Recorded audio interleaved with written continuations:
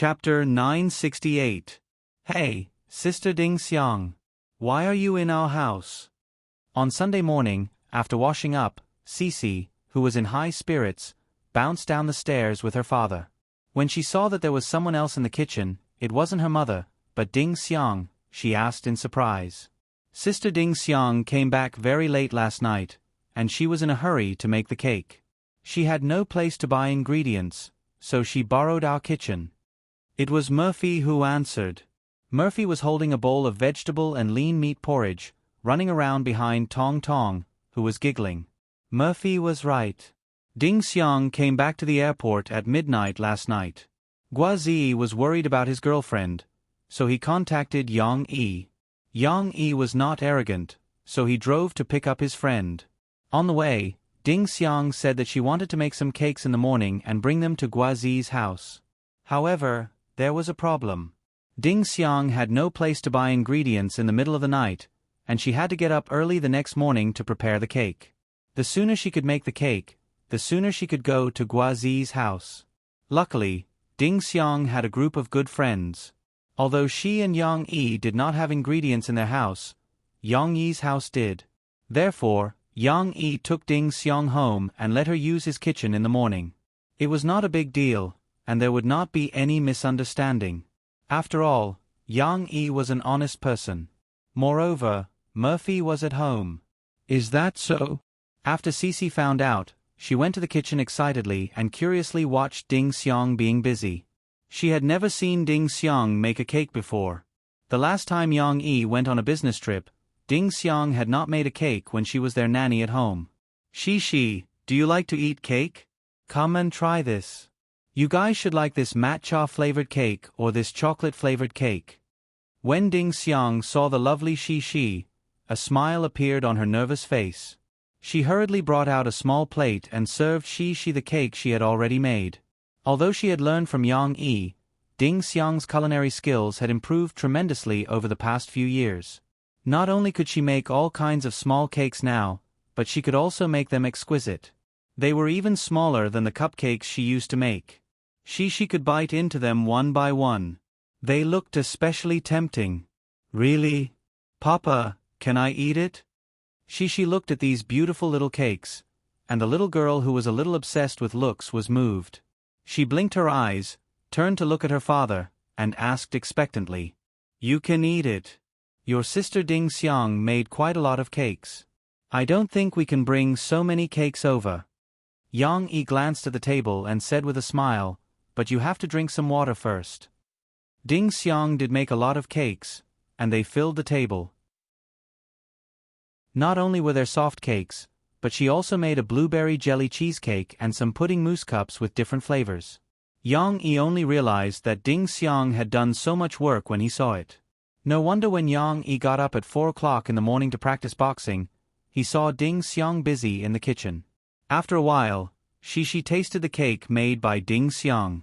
Under Ding Xiang's expectant gaze, she nodded vigorously with her eyes shining and said, "It's delicious, so delicious." Ding Xiang secretly breathed a sigh of relief. Since she thought it was delicious, she was relieved. She was afraid that she would make a defective product and bring it over, which would be embarrassing. However, when she was thinking about what to say when she went to Guazi's house, she ate the small piece of pudding mousse in her hand and asked sweetly, "Sister Ding Xiang, can I have a little bit?" Ding Xiang came back to her senses and said to Shi with a smile, "Of course, do you still like it? Then you can pick some, but put them in the fridge." No, I want to eat it." She pointed outside and clarified in a clear voice, "Xinair wants to eat it. She likes cake very much." Shi, let me ask you a question. How many gold coins does Xinair have now?" According to the agreement, Ding Xiang arrived at Guazi's house at about 10 o'clock, which was located in the municipal government family compound in Wuhu district. Tan Huizhen had already told the guards. After Ding Xiang reported the purpose of her visit, someone led her in. After all, it was the place where the mayor of the provincial capital lived. Ding Xiang quickly saw a small 2-story bungalow with a single door and yard. The yard was not big, but there were flowers and plants. Even in winter, it was full of vitality. Of course, Compared with Yang Yi's house, this old-fashioned house built in the 1990s was not luxurious at all. However, this was Gua Zi's house after all. Ding Xiang suddenly became nervous and did not dare to breathe. Ding Xiang, you're here? Welcome. Welcome. Oh, I'm really sorry that I have to trouble you to come here for Zi. The courtyard door opened, and Tan Huizhen came out to greet him with a smile on her face. She spoke very politely. Until now, Tan Huizhen still only regarded Ding Xiang as Gua Zi's colleague. After all, she was the one who had troubled others. It was normal for her to be polite. However, Ding Xiang was a little confused by her enthusiasm and did not know how to respond. At this time, Tan Huizhen saw the cake box in Ding Xiang's hand and frowned slightly. Her tone became a little reproachful as she said, Ding Xiang, look at you. Why did you bring something when you came? Let me tell you, you have to take all of them back later. Ding Xiang was stunned. This is not directed at you. Our old Gua has set a rule that he does not accept gifts from others. Therefore, those officials who come to our house have to come empty-handed. Tan Huizhen realized that she might be a little too serious. She smiled and explained, but you're not an official. Otherwise, I would have to chase you out with so many gifts.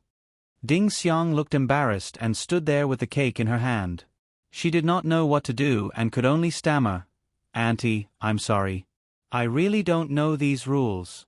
I thought that since it's my first time here, I brought you some cakes that I made myself. Tan Huizhen looked at Ding Xiang's flustered appearance and thought of the student magazine report on Ding Xiang's background that she had seen on Gua Zi's desk. She could not help but feel a little pity for her. This was an honest girl. Hey, Ding Xiang, do you think Auntie has become muddle-headed? Tan Huizhen laughed and said, I treat you the same as other people who come to your Uncle Gua's house to do things. I forgot that you were invited here by Auntie. Come in and talk. She recovered her initial enthusiasm and even reached out to help Ding Xiang carry the cake. She said with a smile, You made a cake for us? How embarrassing is that? Today, I'll have to trouble you to help Auntie bring some clothes and tonics to Zi. Auntie wanted to treat you to lunch at home. I didn't expect to trouble you to make a cake. Auntie, I'll do it. Don't say that. It's not troublesome. Besides, this is my job. Ding Xiang hurriedly stopped Tan Huizhen and followed her in with the cake. Auntie, you can call me Xiao Ding. That's what everyone calls me. Chapter 969. But, I only have one gold coin. Lan Xian's weak voice sounded in Yang Yi's villa. Not long after Ding Xiang went out to take the test, Lan Xian, who had eaten breakfast, came to the house. Since a little friend came to play, she naturally wanted to share the delicious food with Lan Xian, but in the face of so many delicious cakes, Lan Xian was in a dilemma. She tilted her head and thought for a moment, and asked with some doubts, Xer, but, didn't you tell me that you have a lot of gold coins? Then this week, you didn't come to our house to eat. This week, because Lan Zhoukai was at home and took the little girl to eat a big meal every day, Lan Xian certainly didn't need to go to Yang Yi's house to eat. Yang Yi came over and just saw Lan Xian calculating with Shi. Yes, I originally had 5 gold coins. It was a lot, but I went to watch TV. Lan Xian also said with conviction, Yesterday was boring. I went out to play with my father, but he didn't go out to play. He was talking with others, and then I was bored to death. Lan Xian didn't finish her story. She was bored outside and came back to watch TV. Then how much TV did you watch? Now the remaining gold coins are not enough to eat? Yang Yi asked with some amusement. I watched it for a long time, and my mother took 4 gold coins from me. Lan Xian said sullenly, If I had known, I wouldn't have watched TV. I want to eat cake. Wu Jingjing was very strict with Lan Xian, and urged Lan Xian to exercise every day. Now, although Lan Xian still looked fat, she had lost 6 pounds compared to before. Her little face was not as round as before, and she felt a little thin. However, Lan Xian had one advantage. Although she sometimes liked to think of some lazy tricks, she was still a very honest child. With only one gold coin left, even Yang Yi couldn't go to her house to check. Lan Xian also wouldn't lie to Yang Yi and Shi that she had a lot left. Then what should I do? You can't eat the cake if you don't have 3 gold coins. She was also very honest. She pulled open Lan Xian's wound and said it. Yang Yi couldn't bear to see Lan Xian drooling as she stared at the cake on the table. She looked so aggrieved and helpless that she couldn't eat it. Yang Yi thought for a while and said, "Actually, these cakes were not made by me. They were made by your sister Ding Xiang, so according to our previous agreement, you can eat these cakes without gold coins." Really? Lan Xian reacted quickly. She suddenly raised her head and asked excitedly. The little girl's round eyes seemed to be bursting with light at this moment. Yang Yi smiled and said, "Of course. However, there is a small problem. If you eat Sister Ding Xiang's cake, shouldn't you thank Sister Ding Xiang?" At this moment, Lan Xian's mind was only left with the thought of eating cake, eating cake. Whatever Yang Yi said, she nodded fiercely. She was waiting for him to finish so that she could eat to her heart's content. "But how are you going to thank Sister Ding Xiang? She made so many delicious cakes for you guys?" Yang Yi asked with a smile. "And?" Lan Xian looked at Yang Yi in confusion, not knowing how to answer. She was listening at the side. She was happy for her little friend. Hearing her father's question, she also actively wanted to give her little friend ideas. Exiner, you can kiss Sister Ding Xiang." "I kissed Sister Ding Xiang this morning," she said enthusiastically. She even hugged Lan Xian's shoulder and kissed her on the side of her face. She giggled and said, "Just like this." Lan Xian felt that this was indeed a good idea. She was overjoyed and grinned. She waved her hand and said, "Then I'll kiss Sister Ding Xiang too. I won't just kiss once, I'll kiss 10 times." As long as it wasn't gold coins, these small expenses were nothing to this lady. Yang Yi didn't know whether to laugh or cry. He quickly pulled them and said, "You can't kiss Sister Ding Xiang. Sister Ding Xiang still has important things to do. She won't come back here." "Then what should we do?" She felt anxious for her little friend. Yang Yi said that just now, of course, there was a deep meaning behind it. He smiled and said, "How about this, later, after Xiner finishes eating the cake, we'll learn a dance together. We'll record a video and send it to Sister Ding Xiang, okay? Your Sister Ding Xiang loves dancing the most. You see, she came to watch Shi's competition last week, right?" She felt that her father's words seemed to make sense. She quickly nodded. She, who liked dancing, was more enthusiastic. She said happily, "I want to learn too. I'll dance with Xiner. But I don't know how to dance." Lan Xian was in a dilemma. "Yes, this dance is relatively simple. Let me tell you, even cats can dance," Yang Yi said seriously. "Even cats can dance?" Murphy followed Tong Tong to the dining room. She happened to hear the conversation between Yang Yi and the children. She asked in surprise, "What kind of dance is this? Don't tell me they're going to do the catwalk like models?" "It's okay. You'll see it later. Xiner, you eat the cake first. Uncle will record the accompaniment." Yang Yi had ready-made material in his mind, and he didn't need to make the song very detailed. He should be able to finish it quickly. So, he hurriedly said something and turned to go upstairs to the recording studio. In order to let Lan Xian exercise after eating the cake, he had put in a lot of effort. She was very happy. She took Lan Xian's hand and jumped on the ground. She said, "Great, Xiner, we can dance together." Lan Xian still felt that she couldn't dance, but for Lan Xian, other things were nothing. As long as there was delicious food, everything was negotiable. After seeing Uncle Yang leave, Lan Xian immediately turned her gaze to the cake that she had been craving for a long time. Back at the Guo family's house, Tan Huizhen watched as Ding Xiang opened the packaging and placed the cakes on the table one by one. "Little Ding, did you make all these cakes?" Tan Huizhen exclaimed. Yes, Auntie. Try them and see if they're delicious. Ding Xiang nodded shyly. Okay, I'll try some. Tan Huizhen agreed with a smile. At this time, a head popped out from the second floor. Guozian heard the noise downstairs and sneaked down. When she saw the cake, she shouted excitedly, Wow! Sister Ding Xiang, you brought cake? I want to eat it too.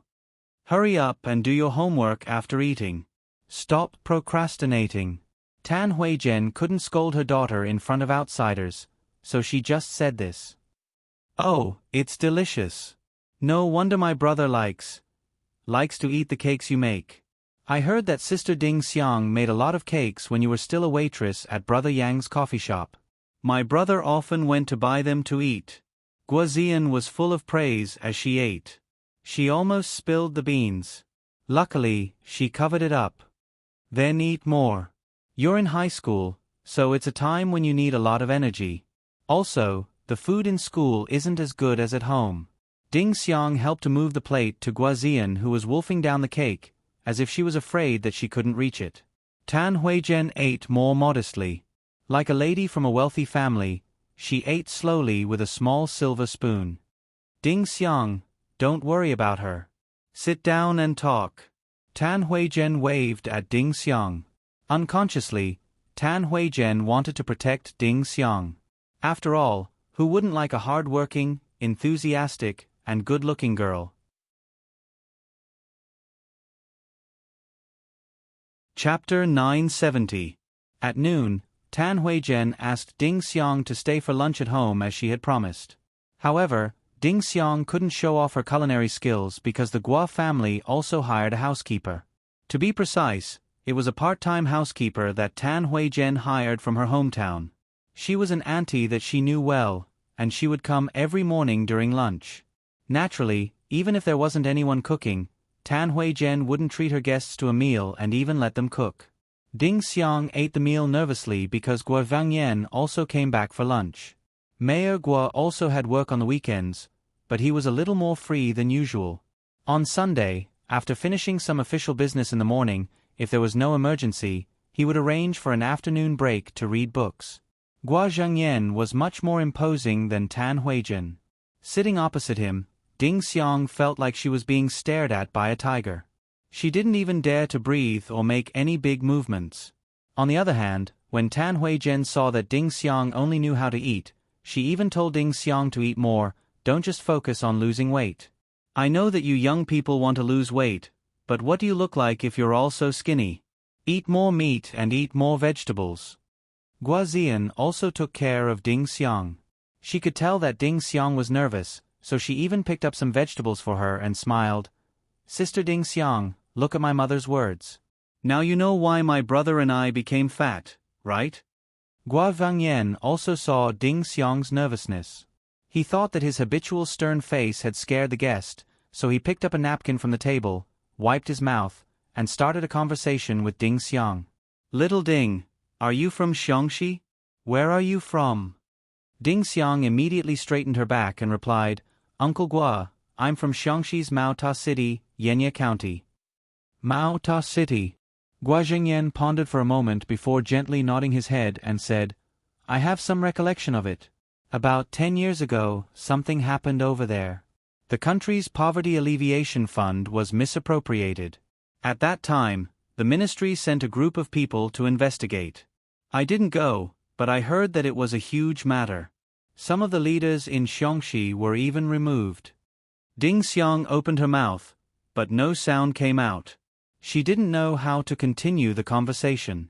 More than 10 years ago, she was still studying in the mountains. She didn't know how big the world was and how exciting it was. How could she have known about the affairs of those officials? Don't talk about work as soon as you get home. Tan Huizhen, on the other hand, spoke up for Ding Xiang. How could these children know about what you said?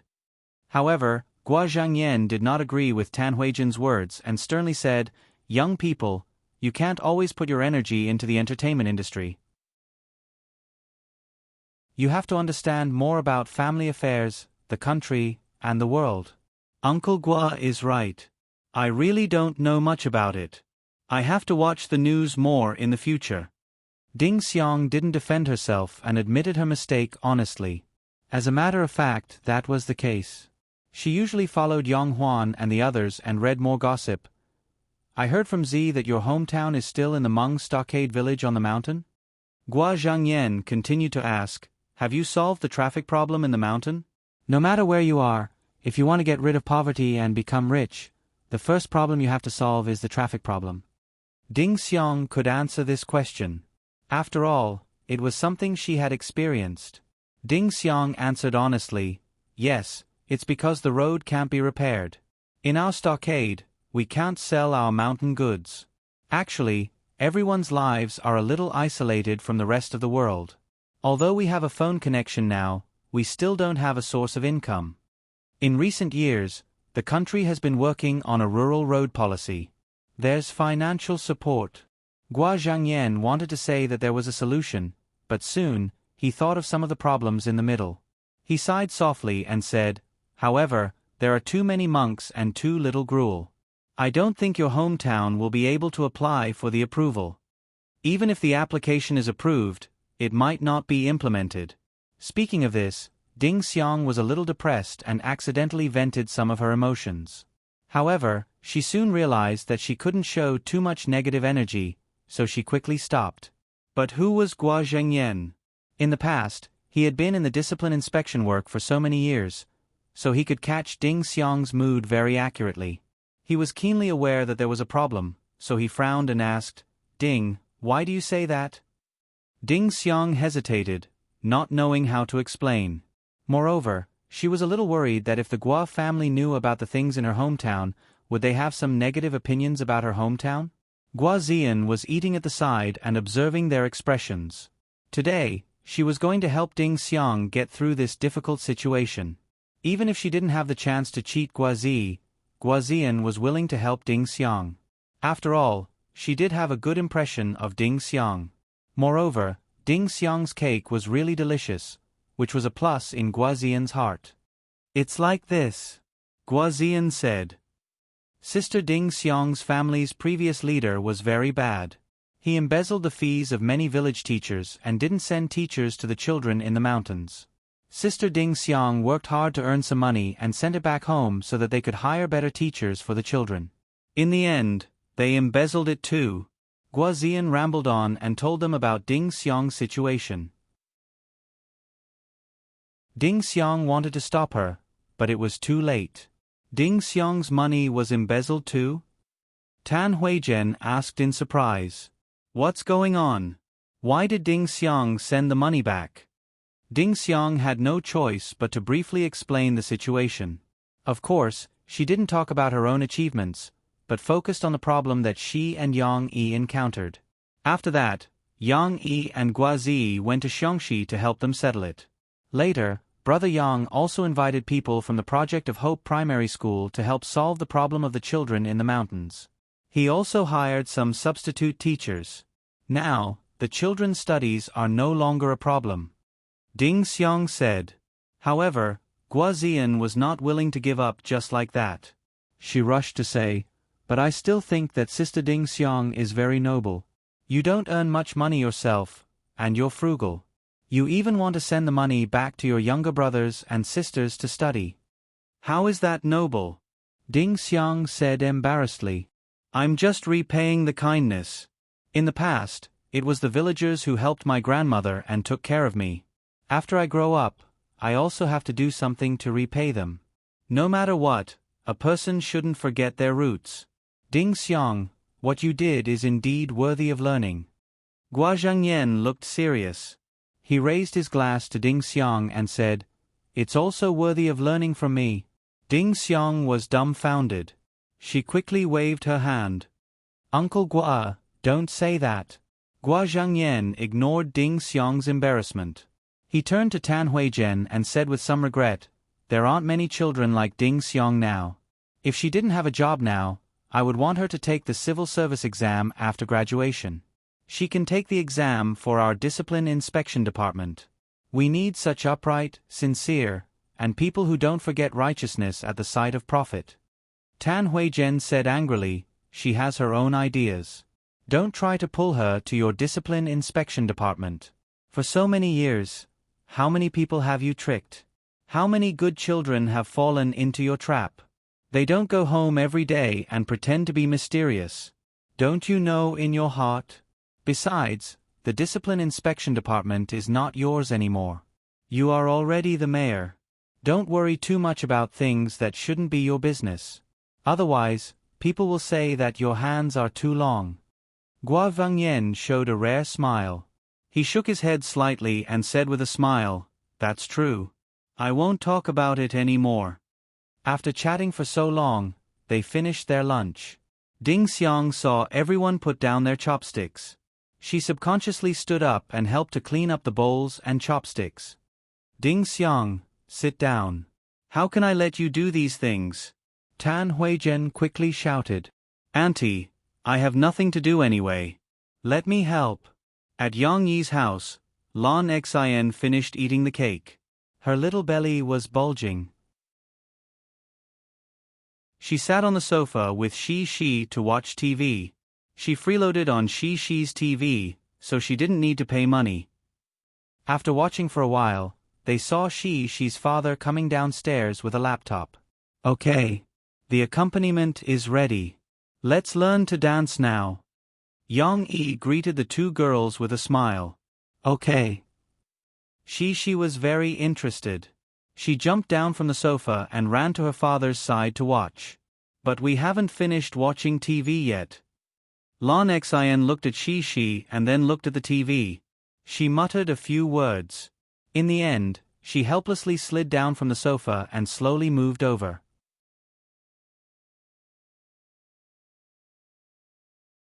Chapter 971. Murphy also came over and sat on the sofa with Tong Tong. She smiled and waited to see Yang Yi's performance. She was very interested in Yang Yi's impromptu dance. Speaking of which, Murphy also admired Yang Yi. She felt that Yang Yi's existence was a bug. Because Yang Yi could dance, but not as well as her. However, Yang Yi still had such exuberant creativity. From the initial robot dance to Shi Shi's Seve shuffle dance, Yang Yi could always give her a lot of surprises. This time, Murphy was also looking forward to seeing what kind of magical dance Yang Yi would come up with. Are you ready? I'll give you a demonstration first. Yang Yi arranged the connection between the computer and the audio equipment in the living room.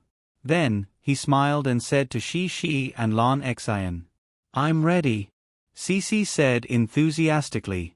Lan Xian just nodded helplessly. Yang Yi gently pressed the spacebar. Immediately, the sound of a jazz drum with a light rhythm and a clear and simple sound came from the stereo. This rapid jazz drum beat was obviously the prelude to this song. There was only one kind of instrument sound. This was obviously very monotonous, but Murphy didn't care. She felt that this was the music that Yang Yi hurriedly made in the recording studio with a simulator. It wasn't carefully polished, so there was no need to be too harsh on it. But just when everyone's attention was on the jazz drum prelude, Yang Yi had already stood in the center of the stage, with one hand on his waist and the other hand pointing up. Suddenly, the drum beat stopped. When it started again, Yang Yi's singing was accompanied by the jazz drum's lively rhythm. To be exact, it was a monologue without any melody. Like a seagrass, seagrass, seagrass, seagrass, swaying with the waves, seagrass, seagrass. Amofei couldn't help but chuckle. This song was too nonsensical. How could it be so fun? Of course, if it was just this song, it would only stun Murphy for a while and not make her convulse with laughter. The funny part was Yang Yi's dance. At the beginning, Yang Yi placed one hand on his waist and extended the other hand. His palm moved up and down.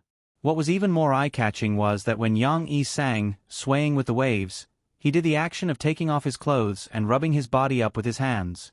Coupled with his swaying left and right, this action looked a little charming.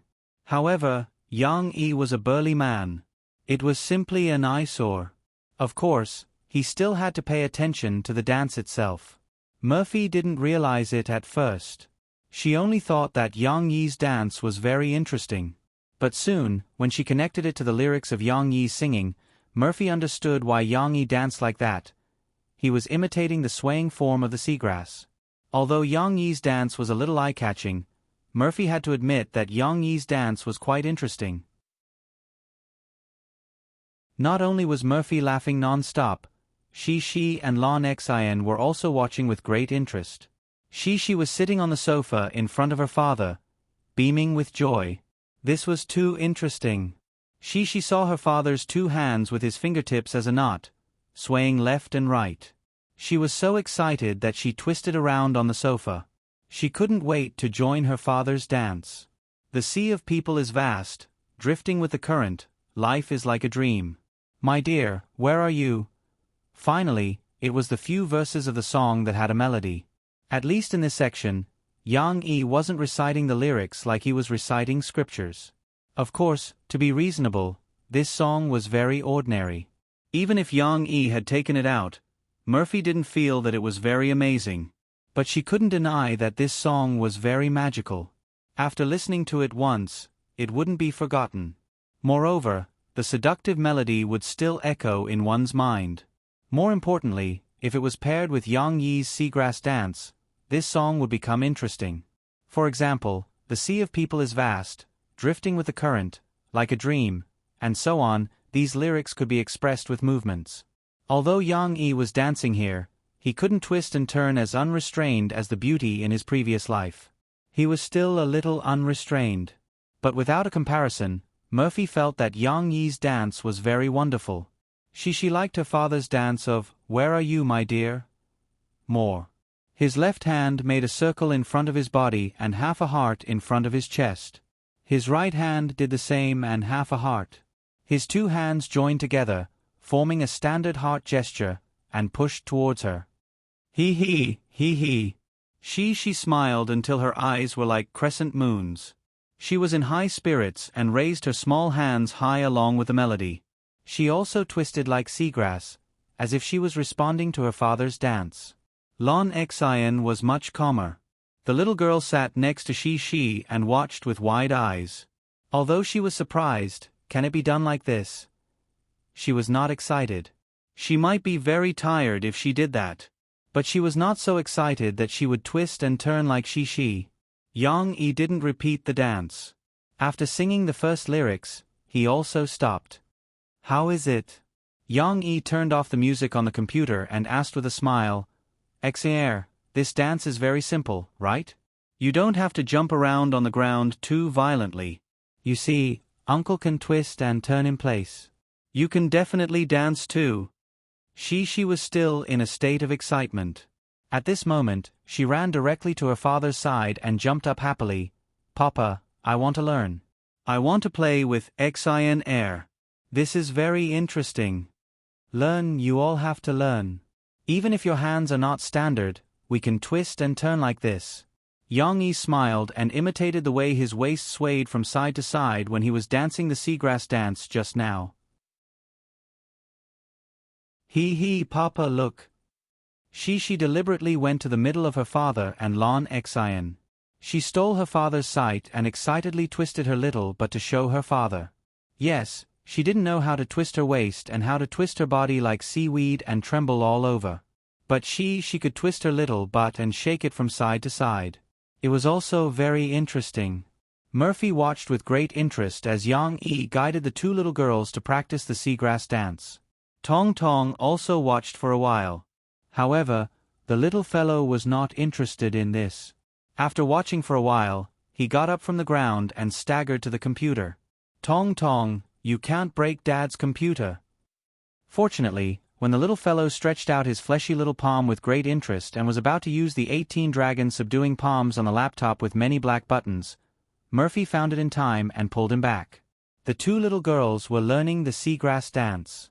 It was not clear how well they learned it, but Shi and Lon Xin were twisting very vigorously. At first, Lon Xin was reluctant to learn. She really didn't have much interest in dancing. But with Shi, the two little girls laughed and played while learning. Lon Xin was gradually immersed in this fun. Although the cold wind was whistling outside the villa, The two little girls were dancing in full swing in the heated villa hall. Even if they were just twisting and turning, after playing for an hour, they were sweating profusely. Especially Lan Xian, the little girl was sweating profusely. She was so tired that she drank a lot of water. But Lan Xian didn't complain in the end. She looked at the dance video that Uncle Yang Yi recorded for her and she and nodded in satisfaction. I think Sister Ding Xiang will definitely like it. Lan Xian panted and giggled. I like it too.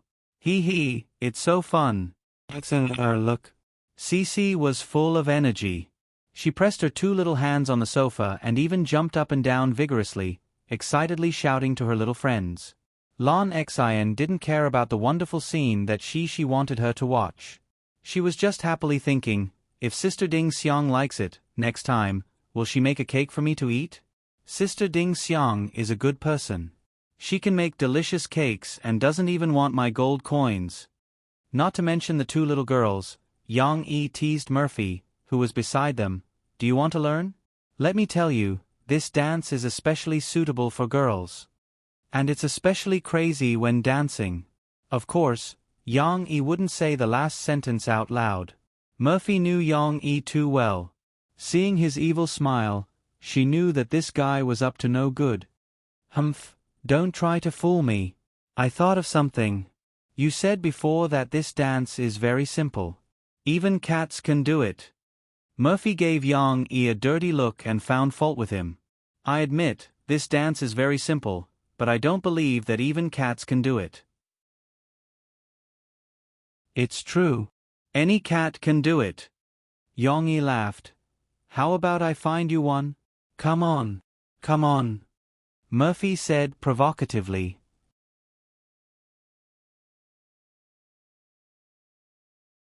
Chapter 972. The seaweed dance was only good enough for children to play with.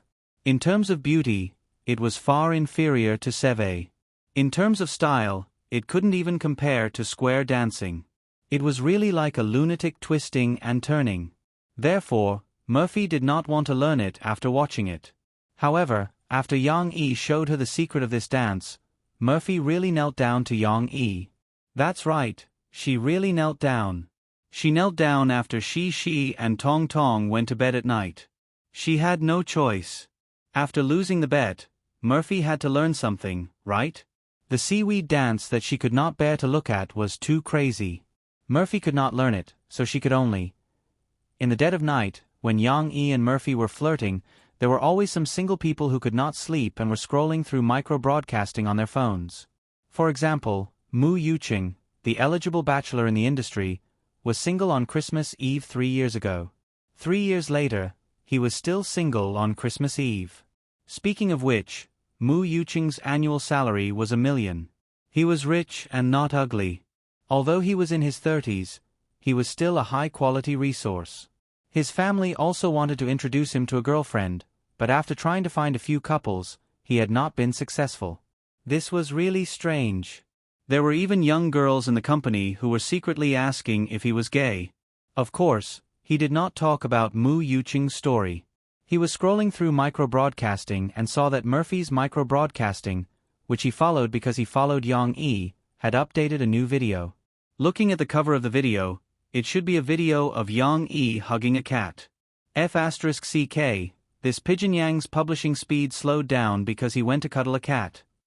Mu Yuqing was filled with righteous indignation. He first forwarded it and then watched the video. The video was less than a minute long. At the beginning, Mu Yuqing heard a fast-paced jazz drum sound. Of course, Mu Yuqing did not have any musical talent. The drum sound just passed through his ears. His attention was on the big, flat-faced, grayish-black cat lying on Yang Yi's legs. Xiao Guai, meow. I'll scratch you. Xiao Guai, who was in Yang Yi's arms, was actually very cute. Its face was full of confusion, and its round eyes looked left and right. Xiao Guai's 8-petal-shaped mouth was the definition of confused. Who am I? Where am I?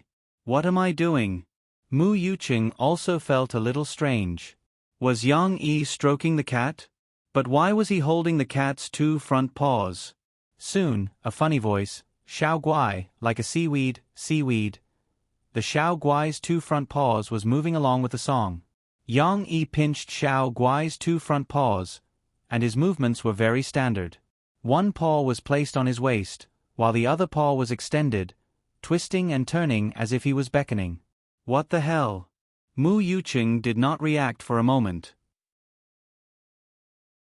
He looked at Xiao Guai's performance in confusion. Then, the song, swaying with the waves, sounded. Xiao Guai's two paws were held by Yang Yi's big hands. Xiao Guai's paws slid from bottom to top, from the sides of its head to the sides of its ears. Xiao Guai's round face was squeezed into a pear face, and its eyes were narrowed into slits. When Mu Yuqing saw Xiao Guai's expression, he did not know whether it was enjoying or helplessly giving up resistance. He laughed very inhumanely. What the hell is this? Mu Yuqing could not help but laugh and complain. This dance, when performed by Xiao Guai, was 100 times more magical. Mu Yuqing did not expect cats to be able to dance, and dance so enchantingly. Xiao Guai's paws were being held, and its soft limbs were being twisted around like a marionette. It even perfectly performed a human posture. Mu Yuqing felt that his worldview had been turned upside down. He did not know that cats could be so showy. Moreover, towards the end, when the novelty of the cat's actions faded a little, Mu Yuqing also noticed that he hadn't noticed before that the cat's lying posture was also very embarrassing. Its big belly was raised just like that. But Mu Yuqing still did not feel that Xiao Guai was pitiful at all. He could not help but laugh. Poor Xiao Guai, because of Mr. Yang's abuse of power, did not dare to struggle. In fact, it had struggled before, but Yang Yi's hands were too fast. Xiao Guai, who could not even catch up with steamed bun, could not escape from Yang Yi's 5 fingers. Xiao Guai's heart was dead, and it could only accept its fate. Xiao Guai squinted its eyes and endured Mr. Yang's bullying in despair. The spectators only felt that this cat was very suffering. Its dance was very cute, and it only knew how to hold its belly and laugh. How could it care about this little guy? Of course, it was not that there was no such thing. Now, under Murphy's micro-broadcast, there were already readers who recognized Xiao Guai and started to comment below. Xiao Guai Protection Association expresses a strong protest. Oh, although I also laughed until my stomach cramped just now. Boss Yang, what did you do to our Xiao Guai? Xiao Guai, my poor Xiao Guai. Xiao Guai actually did not resist? This does not make sense. Doesn't it bully steamed bun all day and have a very wild personality? Oh my god. Xiao Guai, I did not expect you to be such a Xiao Guai. Mu Yuqing did not look at the comments. After he finished watching the video, he could not help but laugh foolishly for a while. After a while, he shook his head with a smile and forwarded the micro-broadcast again. Okay, after watching this video, I realized that the legendary cat stroking is actually so interesting. I suddenly want to raise a cat. Why was the focus on the cat? Mu Yuqing's focus was a little strange. Normal people's focus was still on the song and the magical dance. The netizens commented one after another. It's over. I've been brainwashed by this song. This song is obviously not good. I wanted to scold Yang Yi for not doing his job properly, but I suddenly realized that my mind was filled with seaweed the whole night. What should I do? It's too magical. This video has been replayed dozens of times, but I'm still not tired of it. Looking at the cat enjoying itself, I can't help but want to laugh. What should I do? What's the name of this dance? I really want to do this for my cat. To the person above, your cat says, "No, we don't date." Yang Yi is really talented. I really don't know how his brain works. Just a random song and a dance can become popular. Did anyone notice Murphy's laughter behind this video? Am I the only one who thinks that this video also taught us how to use cats to flirt with girls? It's over. I laughed the whole night. The next day, I brought this video to class with dark eyes to show my classmates. Now, the whole class is laughing. The kind that can't stop. Even the teacher is confused. Thus, Little Guai became popular on the internet. However, these netizens didn't know that Yang Yi and Murphy had only released Little Guai's cat dancing seaweed video for them to laugh about. They had hidden the seaweed dance video of Shi and Lan Xian. In that video, the two girls each had their own unique dance. Cece's two hands were placed on top of each other. Her movements were as light as seaweed, and her slender waist was swaying vigorously. Looking at the little girl's smiling eyes and small face that seemed to be able to squeeze water out of it, she was so cute that he wanted to carry her away. Lan Xian was not bad either. The little girl danced charmingly naively. In particular, her two small hands imitated the movements of the seaweed in front of her body. Her round little belly also twisted along with it. This kind of cuteness was also very lovable. Moreover, although Lan Xian was fat, she had inherited her mother's beautiful facial features. Her face was also a beauty. Her big eyes were sparkling and bright, her small nose was round and perky, and her small mouth was small and exquisite. Moreover, her skin was pink and tender, as if it had been soaked in milk. If it was just a glimpse, perhaps some judgment would be affected by her figure. However, the more one looked at her, the more one felt that this little chubby girl was very pleasing to the eye. Her round and soft appearance was also very likable. In the video, the two girls showed the cuteness of this dance to the fullest. Moreover, looking at their serious expressions, only cuteness was left. There was no sense of madness in the original version. However, Yang Yi wouldn't release this video. After all, this dance was still a little unpresentable. It was fine as long as his family was having fun. It was better not to take it out for those gentlemen to criticize. This wasn't alarmist talk. A few days after Yang Yi released Little Guai's video, there were music critics who used the song Seaweed Dance to criticize Yang Yi's self-degradation after he became famous.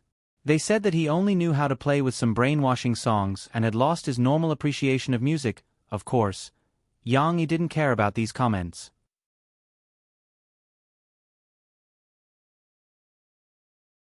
Chapter 973. The old year passed quietly with the laughter brought by Little Guai, and a new chapter began in the new year. If Yang Yi had a small breakthrough last year with many achievements in variety shows and TV series, then at the beginning of the new year, Yang Yi ushered in a new round of breakout. The first was the broadcast of Drawing Sword on Central TV. Chen Fengchen had been holding the show in his hands for a long time, waiting to give the audience a big show to start the new year. Next was the second season of the Limit Challenge, which gathered 6 more members and began recording the show. Of course, China Star Production and Shanghai TV station worked together to promote the show, and the second season was unveiled on New Year's Day. Whether it was Zhu Jie's new song, Go Away, or a few short commercials personally written and directed by Yuan Yen, all of them were popular with fans. The popularity of the Limit Challenge was hyped up, and naturally, its advertising and investment work was carried out smoothly. Countless companies were waving their cash to advertise for this ridiculously popular show. It was worth mentioning that the naming rights of the Limit Challenge this year were snatched by a large international company specializing in daily necessities, a Fortune 500 company, at a jaw-dropping price. After all, it involved the interests of many parties, and Yang Yi could not be partial to Sahara Online Shopping Mall. Fortunately, whether it was Sahara Online Shopping Mall or Yang Yi's own Backwave technology company, they both won the sponsorship rights in the end. At the very least, they could insert WeChat advertisements in the show. In addition to these TV series and shows that were being released, there were also several projects about Yang Yi that were preparing to appear in front of the public this year. For example, The Shawshank Redemption, which was directed by director Wu Yian, had been completed.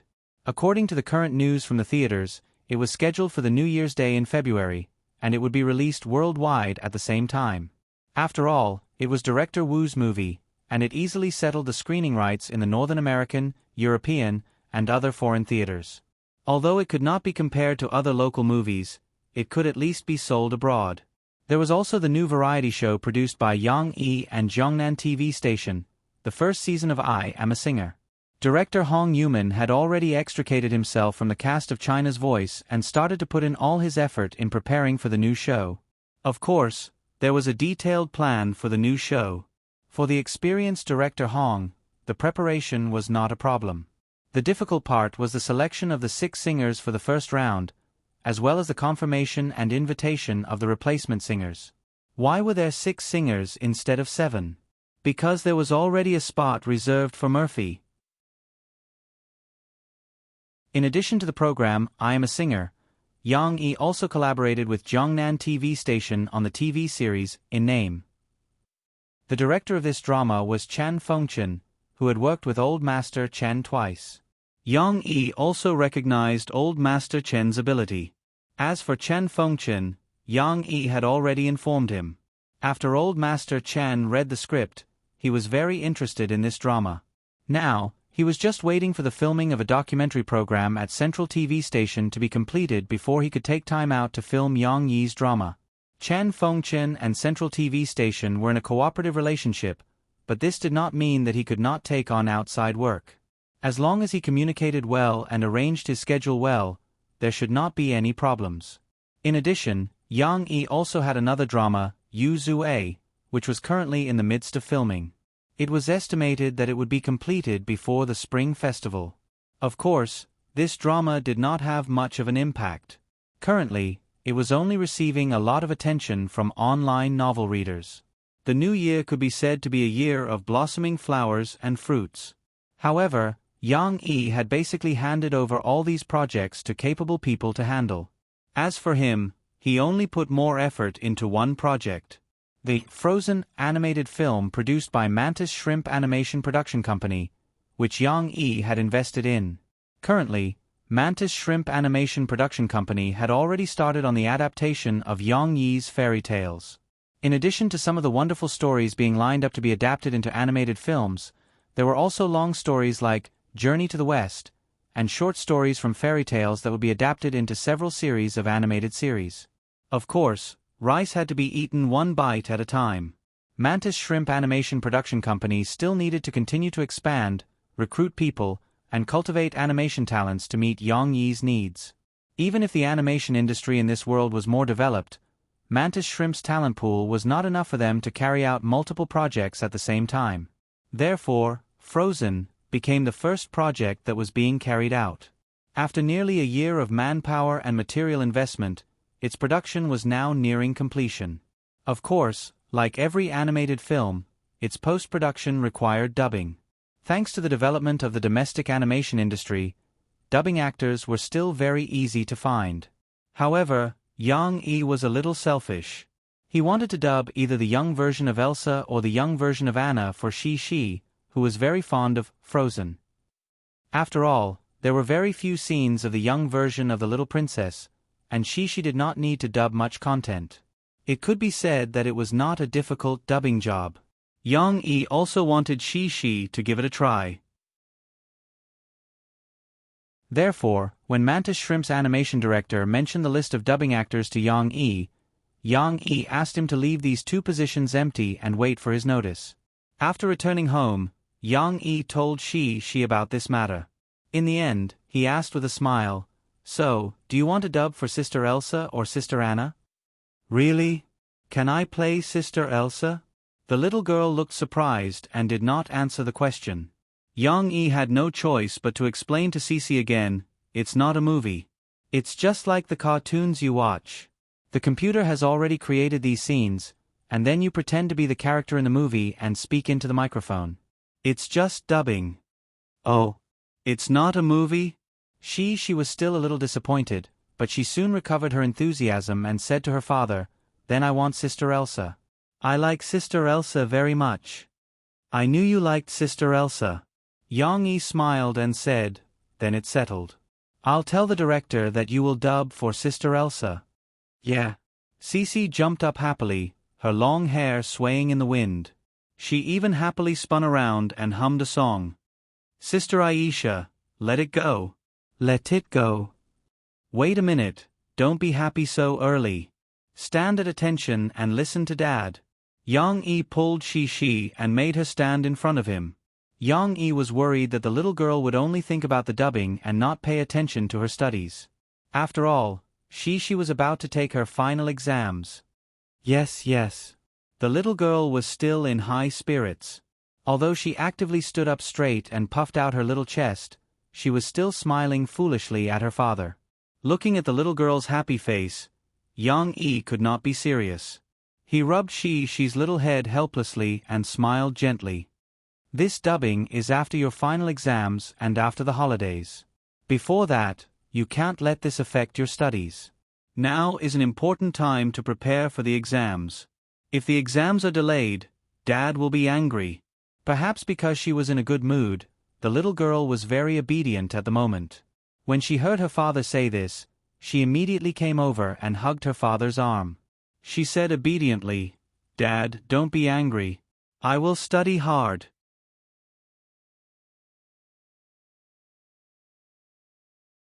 Chapter 974. On the afternoon of January 12th, Huijia Primary School's campus was quiet. It had just rained outside, and the raindrops on the trees could be heard clearly as they dripped onto the wet school path. The ding-dong sound was like the ticking of a clock, slowly knocking on people's hearts. Today was the day of Huijia Primary School's final exam. However, in the afternoon, there was only one last exam left for the children of each grade. Shi and the rest of the first graders were taking the Chinese exam. The final exam was different from the usual quiz. Regardless of the number of questions or the difficulty of the questions, it was much more difficult than the quiz at the beginning of school. The children were all frowning as they wrote. Some of the children who usually didn't study hard seemed to be stumped by a question. They sat there scratching their ears and cheeks, as anxious as ants on a hot pan. The atmosphere in the examination hall was very serious. At that moment, Teacher Li Rulin was sitting on the podium, but her eyes were scanning the classroom. She would stand up from time to time and walk around the classroom. With such strict examination hall discipline, even the children who didn't want to cheat couldn't help but feel pressured. After all, they were only first graders. However, Cece's performance was different from the other children. Although she was also trying her best to write her answers on the test paper, the little girl's face didn't seem to show any signs of nervousness. There was even a trace of joy from the corner of her mouth. In learning, Shi's outstanding IQ was indeed very useful. Not only was it easier for her to understand the content of the teacher's lecture, but it was also easier for her to accept new knowledge. During exams, these difficult questions didn't seem to pose a problem for her. For example, the reading expression question that she was looking at now. The question was, "The kitten plants fish." The content was relatively simple. The main point was that the kitten saw a farmer planting crops. In the autumn, they could harvest a lot of such crops, so the kitten planted the small fish in the field. There were 3 questions. The first question was, how many natural paragraphs are there in this essay? For this question, Shi only took a glance and could tell that there were 3 natural paragraphs. Of course, this question was not difficult to begin with. It was just a test of whether the child was paying attention in class and whether they remembered the concept of nature that the teacher usually talked about. The last 2 questions were interesting. The second question was whether the kitten would receive a lot of small fish. Why? The third question was a question of divergent thinking. The examinees were asked to give ideas to the kitten. How could the kitten catch a lot of small fish? Such a question shouldn't be a problem for Shi. Even Lon Xian probably wouldn't be able to solve it. After all, when they were in Springfield Kindergarten, the 2 girls had done things like raising small goldfish and doing observation reports. Moreover, there were still many small fish in Lon Xian's big fish tank. Under the second question, Shi wrote seriously, "There won't be many small fish, because small fish live in the water, not in the ground." For the third question, Shi thought about how she could get the little goldfish and suddenly had a good idea. She wrote neatly at the bottom, "You can tell Daddy. Daddy will buy a lot of small fish for kitten." This answer. She didn't know if the teacher thought it was right, but Shi felt that there was nothing wrong with what she wrote. Of course, to Shi, doing test papers wasn't too challenging. The girl's joy came from the exam that was about to end. After the Chinese exam, she could have a holiday. During the holiday, she could play with her father and mother. After entering primary school, although Shi still liked the feeling of playing with her friends in school, she didn't like going to kindergarten like she used to. Because after she started primary school, Her father didn't ask for leave for she. If he didn't ask for leave, she could only watch her mother fly around or her father go on a business trip for a few days. She couldn't play with them. As she grew up, she realized the preciousness of holidays. During the Chinese exam, the little girl was already excited. She was even a little distracted when she was doing the questions. After she finished writing the answer to a question, she would even stop for a few minutes and be stunned for a few minutes. Her mind was filled with thoughts. When the holidays came, her father said that he would go to Harbor City because Uncle Chan was going to hold a concert. Harbor City should be fun, right? She heard from her father that there was a huge amusement park there. Fortunately, Li Rulan, who was patrolling on the side, noticed Cece's absent-mindedness in time. She knocked on Cece's table sternly, pulling this little girl's wandering thoughts back to reality. Answer the questions seriously. If you finish, you have to check it carefully. After Li Rulan knocked on Shi's desk, she walked forward, but her reminder echoed in the classroom. This reminder was mainly for Shi, but it was also for all the children. She came back to her senses and stuck out her tongue embarrassedly. She quickly started to look at the pictures and answer the last question seriously. The last question was the embryonic form of an essay question. For the first graders, it was still quite difficult. Fortunately, Cece did it quickly in the beginning. Even though she was distracted for a while, she still had enough time to finish this question. However, when she did this question, it was the last time she was serious about the exam. After she finished, although the girl listened to Teacher Li's words and opened the front to check, the girl was a little absent-minded. She was looking at the questions while secretly looking at the clock in front of the classroom, looking forward to the time ticking away. How could she find a problem with this kind of checking? After 10 minutes, finally, under Shi's cheering eyes, the hands of the clock reached the position where it should appear, and a shrill bell rang in the school. Okay, every child, stop answering the questions. Cover your pens and put them in the pencil case. Then put your hands behind your back. I'm going to collect the papers now. Li Rulan said seriously. There were some anxious sounds in the classroom. A few children who hadn't finished their questions were very anxious. They were still trembling as they wrote, unwilling to put their hands behind their backs like the teacher said. Cece, on the other hand, was very obedient. It was almost the holidays, and the little girl was beaming with joy. She just wanted to wait for the teacher to finish collecting the test papers so that she could go home with Lan Xian. Of course, things were going smoothly. At least it seemed so. After Li Rulan collected the papers, she announced the end of the exam. However, children, don't be anxious. Listen to me. On the 16th of this month, which is next Wednesday, please come back to school at 10 o'clock in the morning to collect your student handbook and winter vacation homework. I will then write down your exam results in the handbook, as well as this semester's overall grade, strengths and weaknesses, and so on. I hope that when you return to school next semester, you will have made progress. Li Rulan said with assurance. However, at this moment, not only she, but the children's hearts had already flown out of the classroom.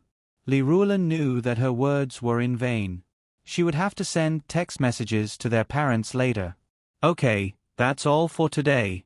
Children, go home. Be careful on the road. Happy winter vacation. Li Rulan said with a smile. Goodbye, teacher. Happy winter vacation, teacher. The children's responses came one after another. She also shouted, but her hands quickly packed her small school bag. She giggled and skipped towards Lan Xian. Xer, let's go home. The children had all gone home, but Li Rulan was still not resting. She took the papers back to the office and prepared to mark a few papers. She would go back with Lu Xianxian in the evening. Before the 16th, the teachers could not rest. Not only did they have to mark the papers, but they also had to record the scores. The most troublesome thing was to write the student handbook. This was the most important job of a form teacher at the end of every term. It was not difficult to write 1 or 2 papers. The difficult part was to write the comments of 60 students. Li Rulan was still a very responsible teacher. She would seriously write targeted comments for each student. This would take a lot of effort and time. Therefore, before it was evening, she should seize the time to mark the papers. After changing a few papers, Li Rulan found that one of the papers was not bad. Not only was the handwriting neatly written, but she basically did not find any mistakes in the front. It seemed to be all correct. With such a beautiful row of numbers, Li Rulan would naturally pay a little attention to it. This handwriting, if I'm not wrong, should be Yongshi's paper, right? Li Rulan thought as she slightly bulged the side of the box and looked at the name of the respondent. Blank.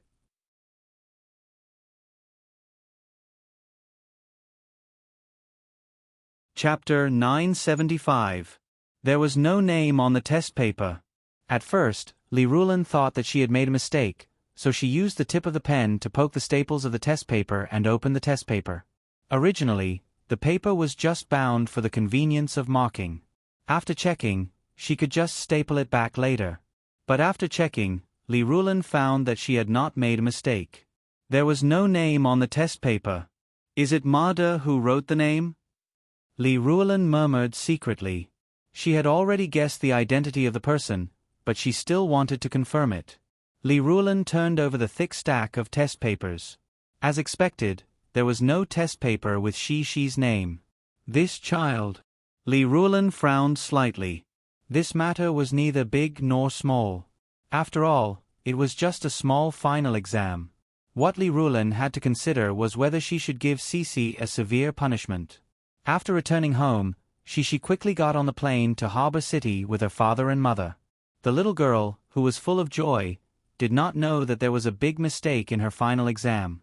However, ignorance was also a blessing. The little girl could maintain a good mood and come to Grandpa whose house in Harbor City as a guest. "Wow, Papa, look, what a beautiful garden." As a newcomer, Cici was still a little reserved. She held her father's hand and followed closely beside him. Even though she was feeling emotional, she only dared to hold her father's hand and whispered to her father, who had turned his head around. If it were normal times, she would have run in the garden excitedly. The villa of Hu Yongxiang, the owner of Qianxiang Records, was not big. After all, it was in Harbor City, where every inch of land was worth its weight in gold. However, the small courtyard was managed by old master Hu Songnan into another paradise. There were flower beds in full bloom and bushes that were neatly trimmed. Entering this small courtyard, it was as if one had entered a fantastical garden. "Grandpa Hu," she said that your garden is very beautiful. Yang Yi smiled and praised Shi to Hu Songnan. Sigh.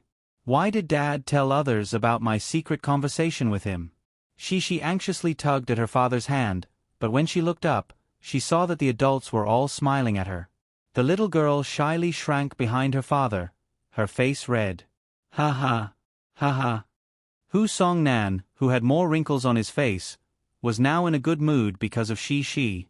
He chuckled and his face seemed to be rosier. "Thank you for your compliment, Shi. Actually, Grandpa Hu is just messing around. He has nothing to do at home every day, so he only knows how to arrange flowers and plants." Although Shi was shy, the little girl had doubts in her heart. If she didn't voice them out, it would be too uncomfortable. She quietly poked half of her head out and whispered, Then why are all the flowers in our house spoiled?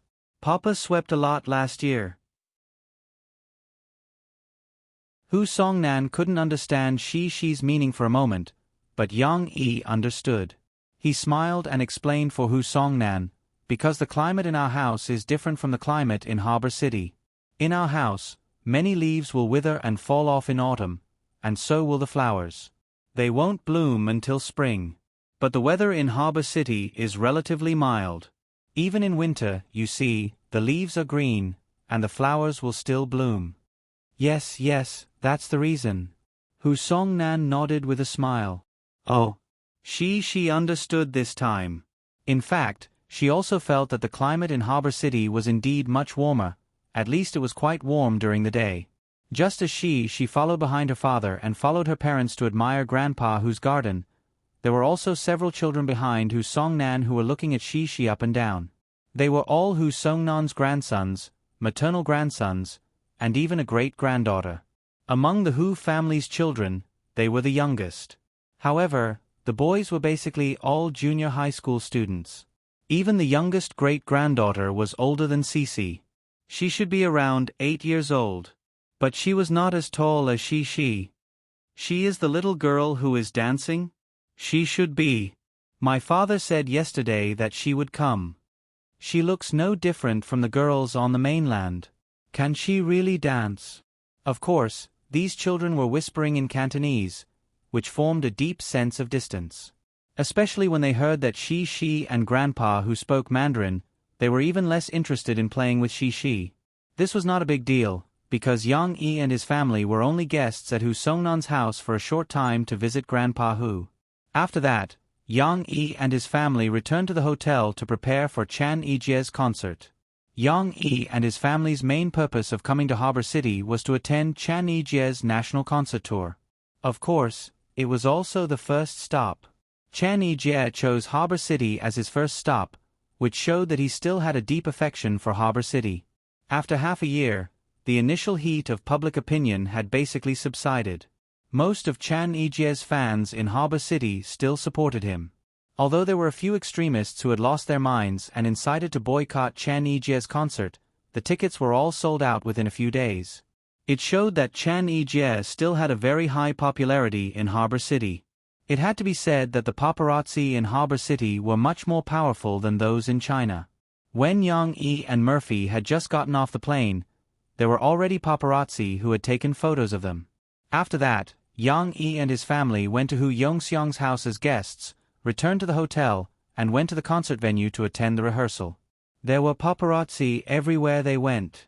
Although Yang Yi was aware of it, these paparazzi were like dog skin plasters, sticking to him like glue. He could not get rid of them, so there was nothing he could do. In fact, if Yang Yi had not asked Mo Xiaowan to come to Harbor City and hired a team of more than 10 bodyguards, he was afraid that when they entered and left the hotel, they would have been heavily surrounded by the paparazzi and would not be able to get away. One had to know that these paparazzi did not even care about their own lives for the sake of news, let alone other people's feelings.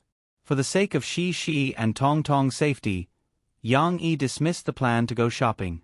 He only went out of the hotel when necessary during rehearsals. Even when Yang Yi went out, he had to put on a hat and sunglasses for Shi and Tong Tong. Shi even wore a mask. When Yang Yi and Murphy had just gotten off the plane, they were not alert, so the paparazzi took a few photos of Shi's side profile. In the end, the same night, the Hong Kong media exposed it on the newspapers and TV. Although Shi's appearance was not a secret, Yang Yi was still a little unhappy when he heard these boring people's comments. Of course, the paparazzi paid more attention to the purpose of Yang Yi and Murphy's visit. After seeing them appear at the venue where Chan Yijie's concert was held, they boldly guessed that Yang Yi and Murphy were there to participate in Chan Yijie's concert. Yang Yi and Murphy have a good relationship with Eason. This is well known in the entertainment industry. Moreover, their Cantonese songs are also quite famous, especially Murphy's Chen K song. Last year, it was nominated as the most popular Cantonese song of the year. They must have been invited by Eason to come to Harbor City to support him in his concert tour. This news did not seem to be enough to attract people's attention. In Harbor City, where paparazzi were everywhere, if one wanted to make a name for himself, he had to have a strange point of view and a shocking point of view. As a matter of fact, there was a newspaper headline that even attracted the attention of Yi Xiaofeng, the daughter of a shareholder of Qianxiong Records and the general manager's assistant. The mainland singers are so ostentatious. They are surrounded by more than a dozen bodyguards. This kind of news was obviously trying to stir up trouble by using such a luxurious show to make ordinary fans have a bad impression of Yang Yi and Murphy. Yi Xiaofeng read the news and felt that something was not quite right. She found Hu Yongxiang and asked curiously, "President Hu, did we arrange so many bodyguards for Yang Yi? This news is fake, right? I remember that you only asked me to arrange a hotel and a nanny van for them."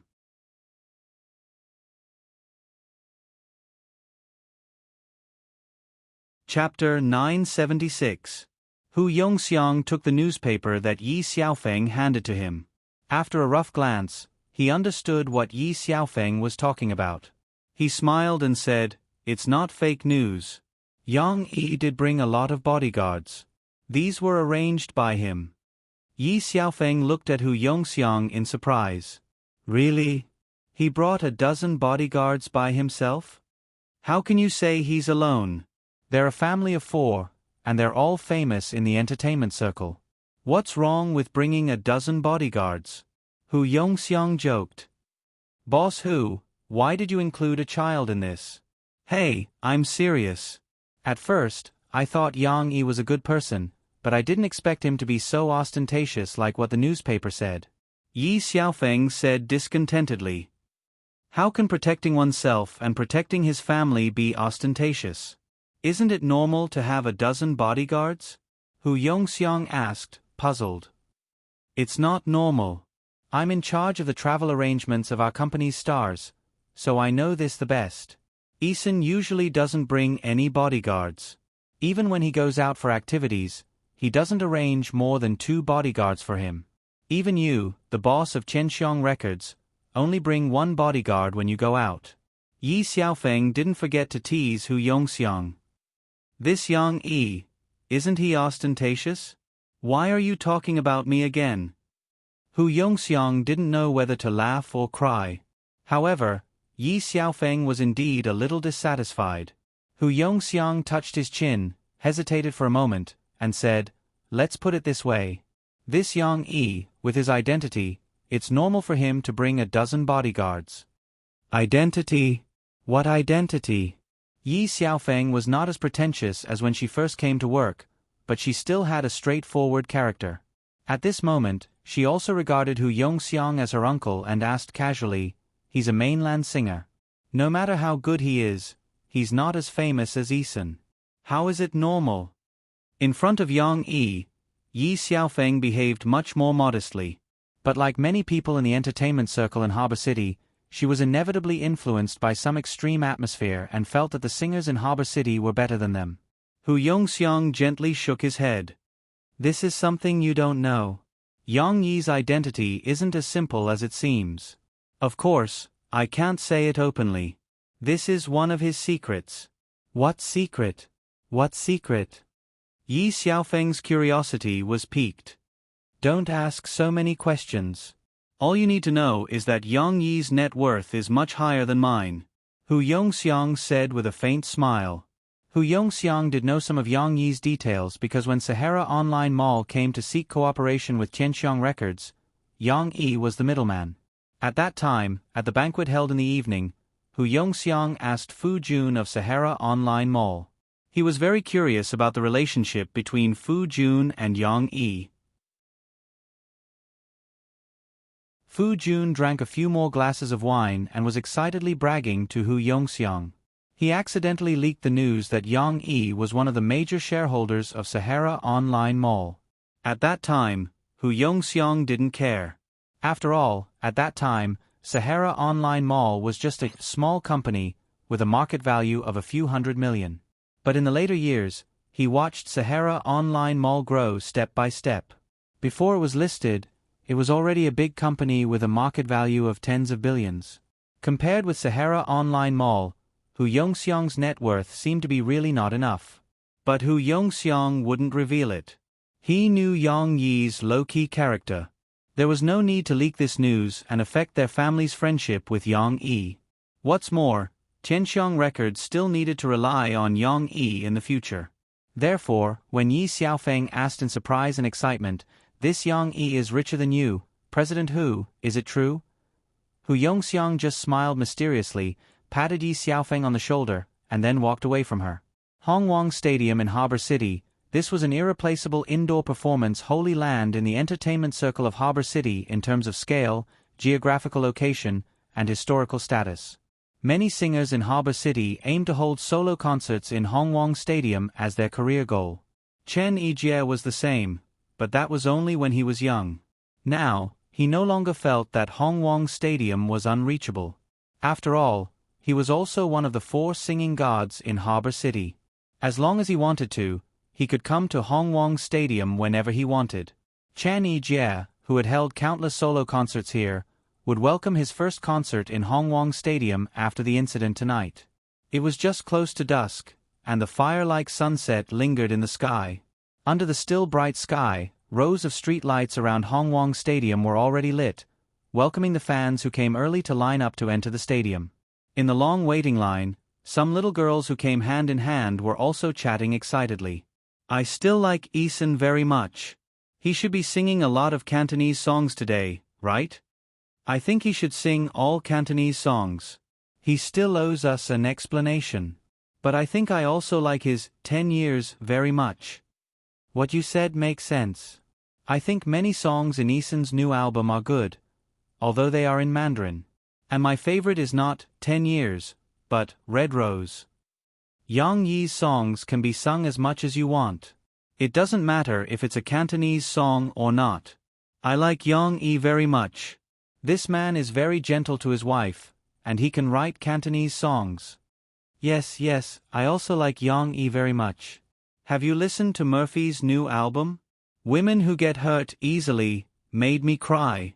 I like Chen Chen K song more. Hey, Miss Huang, why are you always making things difficult for me? By the way, Yang Yi and Murphy are also here, right? Can the two of them sing? They should be, right? The newspaper said that they went to Hongwong Stadium to rehearse. If they are not going to sing, why would they make a special trip? I'm more curious about what song they will sing. Coming to Harbor City, they should at least sing Cantonese songs, right? Murphy should be able to sing Chen Chen K song. She sang Women Who Get Hurt Easily! Chen Chen K song is obviously more popular, right? Stop arguing. Let's not talk about Murphy. Guess what song Yang Yi will sing?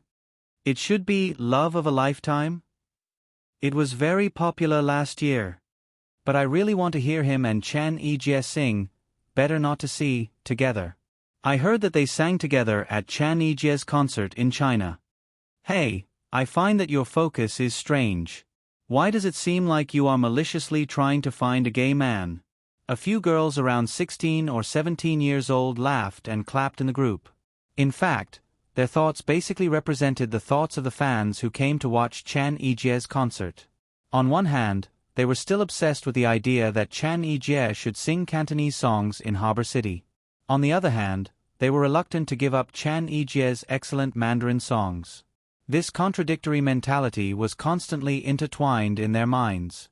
Of course, they were also very curious about what song Yang Yi and Murphy would sing when they came to support Chan Yijie.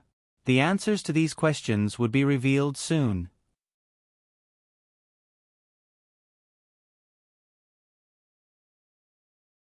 Chapter 977. As the fans had guessed, Chan Yijie's concert was basically singing Cantonese songs.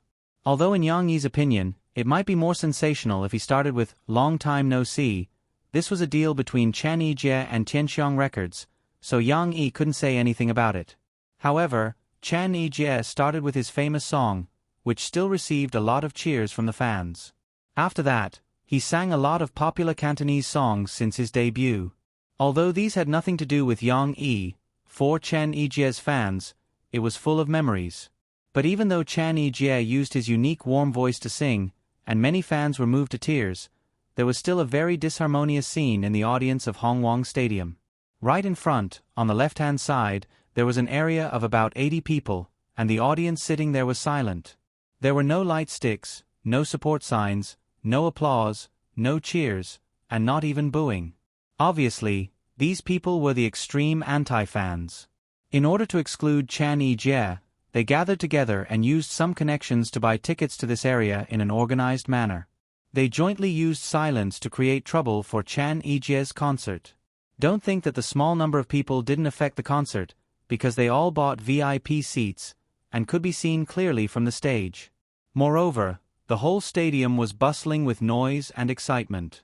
There were all kinds of light sticks, support signs, and even mobile phone screens, which lit up the audience into a sea of light. Only this dark area seemed particularly out of place. The surrounding fans glared at them angrily, but no one could do anything about it. Even the organizers couldn't simply drive them away. After all, there was no rule that said that people who bought concert tickets had to cheer for the singer. Moreover, these people were very smart. They didn't booing, nor did they make any dazzling banners, so that the organizers couldn't use them as an excuse to drive them away from the scene. Fortunately, Chan Yi-jie was a very professional singer.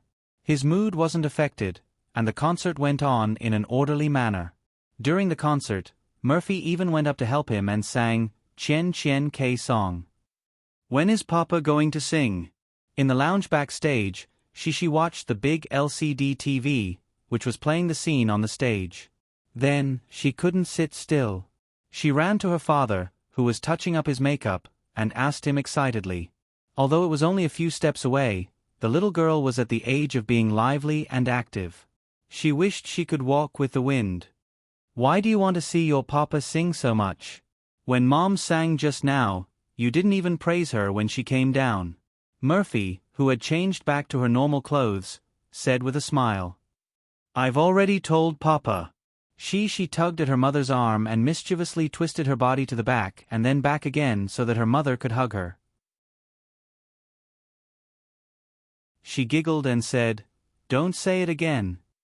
But didn't I tell you that we can't be stingy with our compliments? You have to praise others more so that others will have the motivation to work hard. Murphy smiled. Haha, but I want to see Papa sing more. She didn't move. She made a face and laughed. It seemed that she was afraid that her mother would catch her and spank her. After saying that, she jumped away from her mother with a bell-like laughter and hid beside her father. Her movements were so intense that she almost bumped into Tong Tong when she retreated to her father's side. Fortunately, Yang Yi was careful and reached out to stop Shi's little butt. Tong Tong didn't notice the danger. He was holding onto his father's chair and watching the makeup artist touch up his father's makeup with his little mouth slightly open. Her mother's makeup was nothing new for Xiao Ruofeng. After all, Murphy was a woman and she was a celebrity. Usually, she didn't have to wear any makeup at home. However, once she stepped out of the villa, she had to put on makeup. Even if it was very light makeup, Tong Tong was used to it. However, it was definitely the first time in his life that Tong Tong had ever seen his father put on makeup. It wasn't just makeup. When Tong Tong saw that his father's hair had been styled into a nice hairstyle, he was amazed. He didn't know that his father could look like this. While Yang Yi and his family were chatting and laughing in the waiting room, the concert director finally asked someone to inform Yang Yi that it was time to go on stage. Yang Yi handed the two children over to Murphy and followed the staff backstage. On the stage, Chan Yi-jie had just finished his previous song and paused for a while. He was chatting with the audience. Actually, everyone bought tickets to this concert today. It's definitely worth it. Why would I say that? Because those who are familiar with me know that I rarely take out a new song that I'm still working on during my concerts. Before Chan Yi-jie could finish his sentence, the pleasantly surprised fans had already started cheering. Chan Yi-jie's new album was released in October. Logically speaking, there shouldn't be a new song released so soon. However, why would the fans care about logic? It was a great surprise to hear a new song by their favorite singer. This song was written for me by Mr. Yang Yi, who you are familiar with. At that time he told me, "Yi-san, sing this song. Sing out all the grievances, misunderstandings, and pressure you went through last year in this song." When the fans first heard Chan Yi-jie mention Yang Yi's name, they were pleasantly surprised. However, when they heard the last part of Chan Yi-jie's speech, their cheers became softer. Many fans couldn't help but turn their heads and look at each other. Was this a response to those rumors? Although many fans knew that it was hard to tell who was right and who was wrong in some things, their hearts were full of complicated feelings. They would always like Chan Yi-jie, but they hoped that Chan Yi-jie would not fall out with the music industry in Harbor City, and not fall out with the people in Harbor City. Perhaps not responding was the best choice, but now, Chan Yi-jie chose to respond. This made the feelings of many fans become complicated. It was all because of these extreme anti-fans. Many people looked at the black area with hatred. It was still a pool of stagnant water. Of course, putting my own feelings aside, I'm also very grateful to Mr. Yang Yi for writing this song for me. Because it's really too good. It can be said that it's the best song I've ever sung since my debut. If we don't talk about the future, perhaps this evaluation can be added that it's second to none. Chan Ijie's words finally aroused the interest of the fans. They were all very curious. What song could be called the best?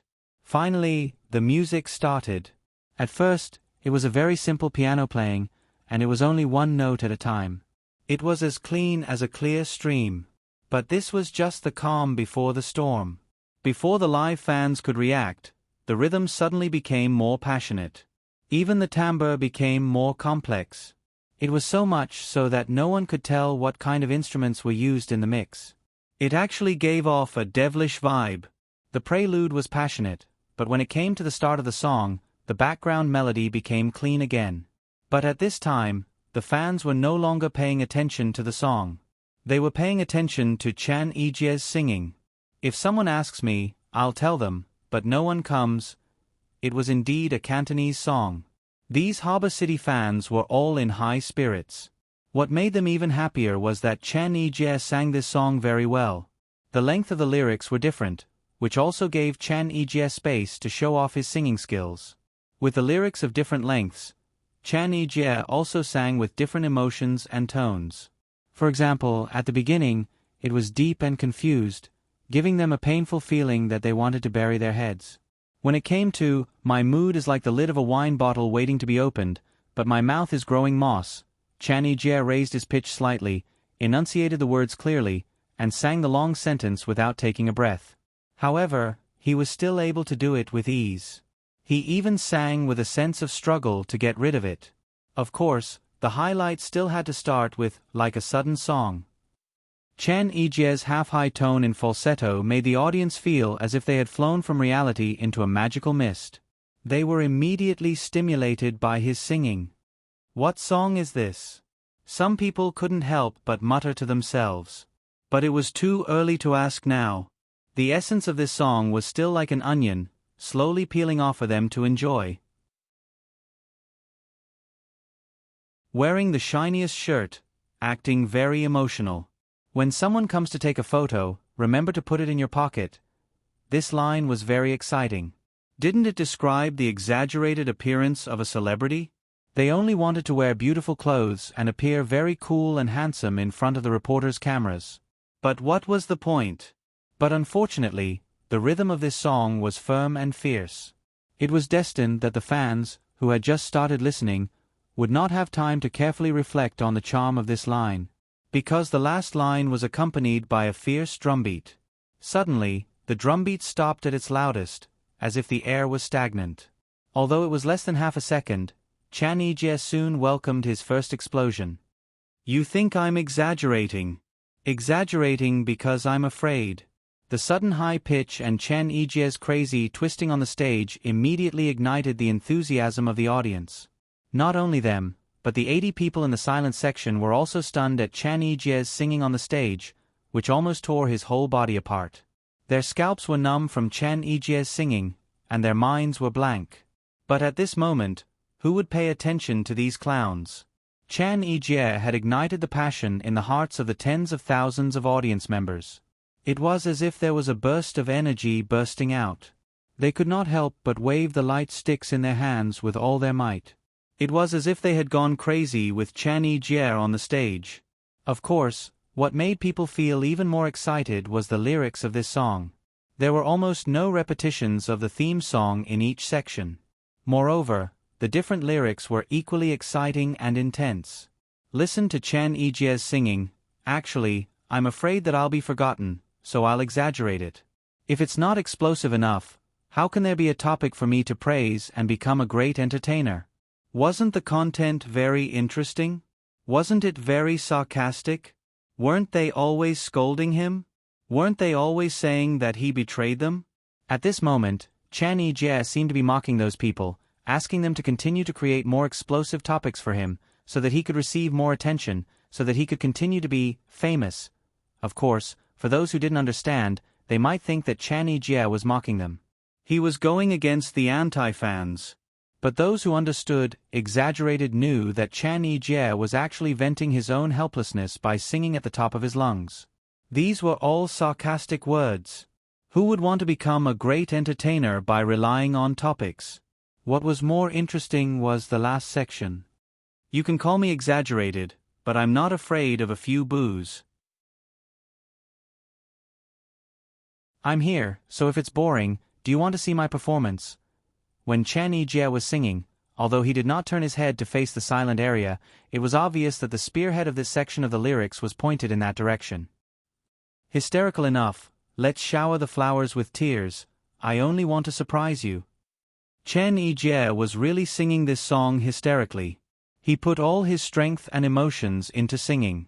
To be honest, singing like this was not professional. A song could only be considered good if it could be sung with ease. Chen Yijie was singing so hard that he could not rein in the wild tone.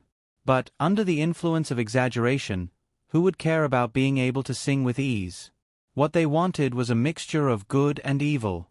Listening to Chen Yijie's hysterical singing and the desperate lyrics, the fans below the stage, including some girls who had shallow tear ducts, could not help but tear up. They waved their light sticks vigorously, only wanting to tell Chen Yijie that they were there. Don't care about those rumors. We are with you. Of course, even though Chen Yijie was singing so intensely, he did not break his voice at all. Even until the last part of the song, Chen Yijie still displayed his terrifying singing skills. His falsetto was still as smooth and peculiar as before. He could even use his falsetto to produce a scalp-numbing high note. I don't care about your cup of tea, I can still drink to my heart's content. Don't forget that there's someone here to sing for you. At the end, the screams made from his falsetto stunned the audience. At this moment, Chen Yijie's singing was like a demon. The audience was mesmerized. It was true. After a long time, the stunned audience began to applaud with all their might. The deafening applause almost overturned the entire Hongwang Stadium. At this moment, the 80 over people seemed to have been drowned in the crowd, and there was no trace of their existence. Of course, they did not leave. Perhaps, they could not bear to leave. But no one paid attention to him. The entire audience was clapping for Chen Yijie with all their might, shouting "Eason" with all their might. They just wanted to vent their emotions from Chen Yijie's singing. It actually lasted for more than 3 minutes before the lively applause and shouting stopped. Thank you, everyone. Chen Yijie bowed gratefully to the fans below the stage. Really, thank you for your unwavering support. Actually, I also have something that I have always wanted to say to all of you. Eason has never left. This sentence was ambiguous, but it was enough. Everyone knew that no matter where Chen Yijie was going to develop his career, all they needed was Chen Yijie's confirmation that he had not abandoned them. We will always love you. The audience shouted in unison. But the concert still had to go on, and Chen Yijie needed to take a break. After all, the song Exaggerated consumed a lot of energy. Even Chen Yijie had to take a break before continuing. Next, I would like to invite a singer who will definitely make all of you scream to come on stage and help me warm up the atmosphere. Chen Yijie said with a smile. As if this was a signal, Yang Yi strode onto the stage. Sure enough, as long as the audience recognized Yang Yi, they could not help but cheer. Even if the audience did not watch the entertainment news and did not recognize Yang Yi, when they asked the people around them, they also shouted excitedly. No matter how big of an influence Yang Yi had in the past, at this moment, the audience only remembered that the magical song just now was written by Yang Yi. How could such a person not be popular? Yang Yi and I are old friends. Of course, everyone is also very familiar with his songs. After Yang Yi went on stage, Chen Yijie still pulled Yang Yi and introduced him to his fans. Then he smiled and said, "But you may not know that Yang Yi came today not only because of my new song, but also because he has prepared a new song of his own and wants to bring it to everyone." More than 10,000 audience members were dizzy at this moment and seemed to be unable to react. Am I drunk? Why do I seem to have heard wrongly? There's a new song? However, Yang Yi's affirmative response on the stage immediately surprised everyone. They were so happy that they grinned. There really is a new song. This is more than worth it. This is simply a big gain. Coming to a concert, they can actually hear two new songs, and one of them is Exaggerated, a song that could almost make Chen Yijie reach a new peak. Yang Yi's production must be a top-quality product. The audience's hearts were itching to think, will it be another top-quality song?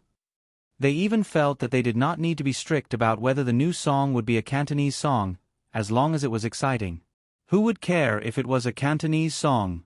On stage, Chen Yijie officially handed the stage to Yang Yi and went backstage to rest. Yang Yi had just raised the microphone, and before he could speak, there was a wave of applause.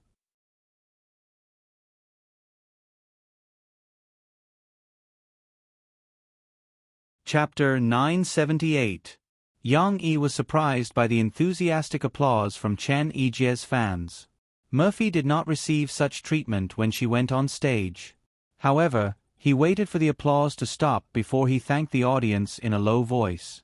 Then he said briefly, "Silence is Golden" is dedicated to Eason and to everyone here. I hope you like it. Music, please. After that, Yang Yi stood alone in the middle of the stage with the microphone in his hand. His eyes were slanted at a 45-degree angle, looking at the dark and quiet night sky of Hongwang Stadium under the bright lights. It seemed that this figure was very lonely. Yang Yi's performance on stage was indeed not as good as Chen Yijie's. He was about the same as Murphy's. Both of them rarely interacted with the audience. However, Yang Yi was not pretending to be cold and aloof today. He was just immersed in a faint sadness. In his previous life, the man who sang this song the best, Yang Yi, had jumped from a tall building not long after she started listening to his song. She had perished just like a beautiful woman. Since then, there was no longer such a seductive man in the world. There was no longer such a talented brother who pursued perfection. To be honest, this was a man whose greatness and immortality had been proven by time. More than 10 years after his death, new fans continued to emerge. Moreover, similar to Yang Yi, many of Zhang's fans had not personally come into contact with him, nor had they experienced his glory. However, this did not hinder their crazy love for him. Yang Yi admitted that he could not be as great as his brother. However, he was willing to do his best and use his ever-changing voice to recreate his classic in this world. The accompaniment had already started. The melody of the guzheng at the beginning of the song lifted the spirits of the audience.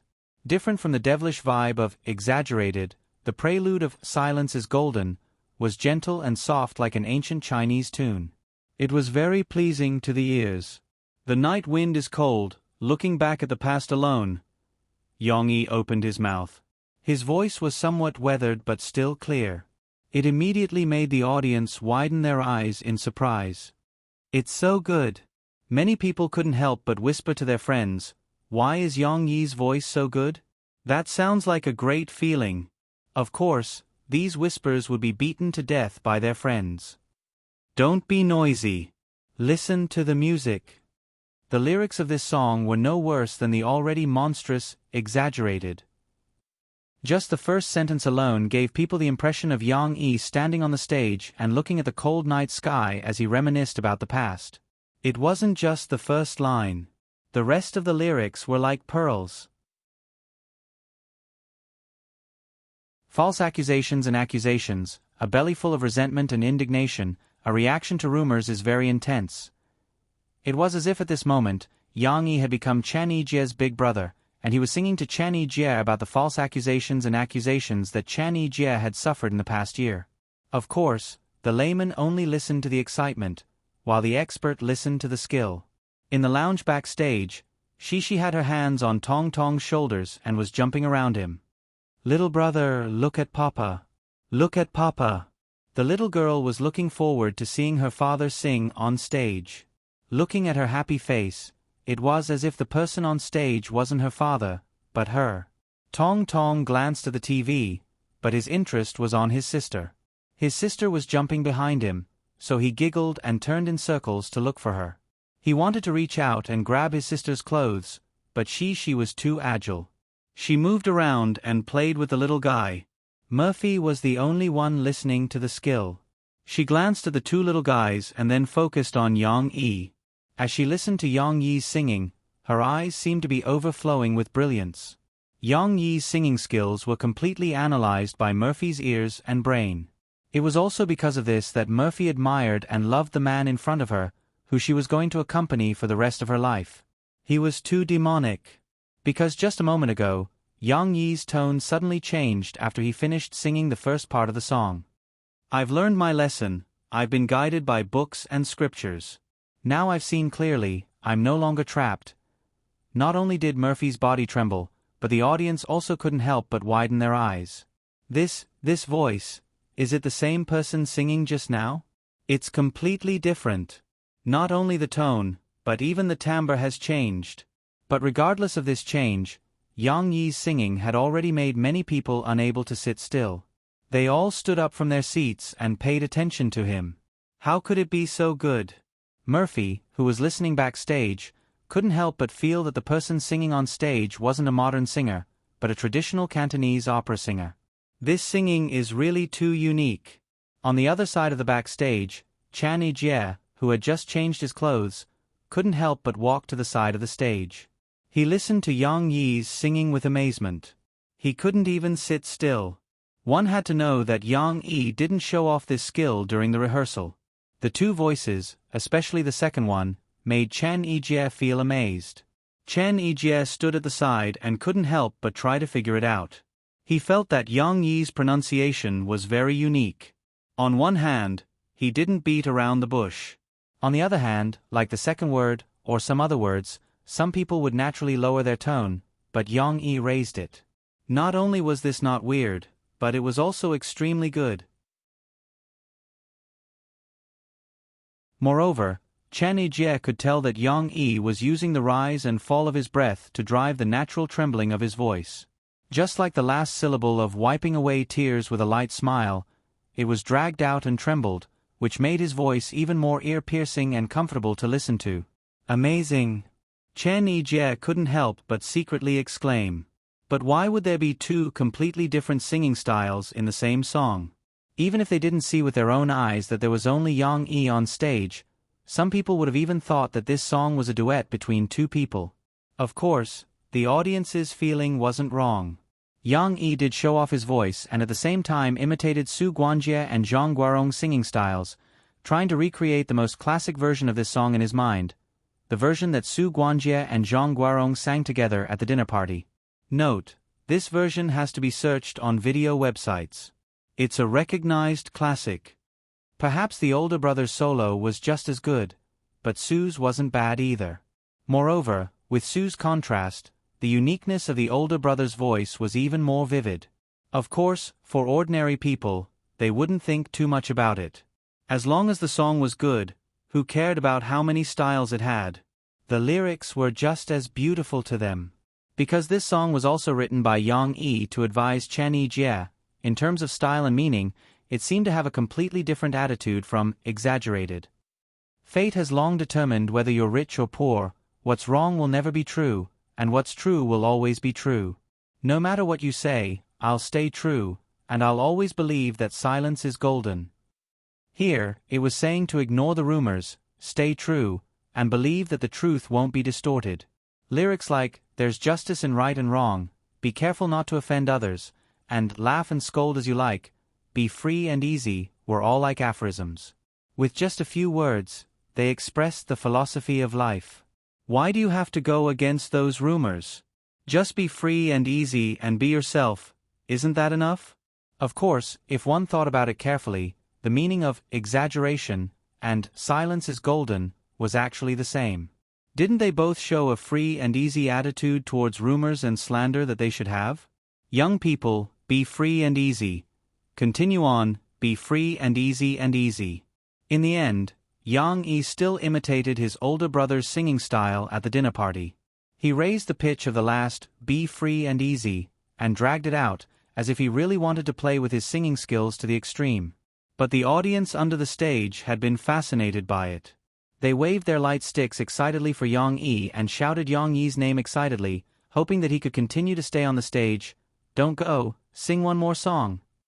Unfortunately, this was Chan Yijie's concert. After Yang Yi thanked the audience, he smiled and waved his hand, handing the stage back to Chen Yijie, who came up and hugged him with emotion. After the bustling scene, for others, it might be a period of emptiness. But for Yang Yi, emptiness didn't exist. Back in the lounge, he still had to face the noise of the two pestering little guys. It was time to accompany Shi to play in the amusement park in Harbor City.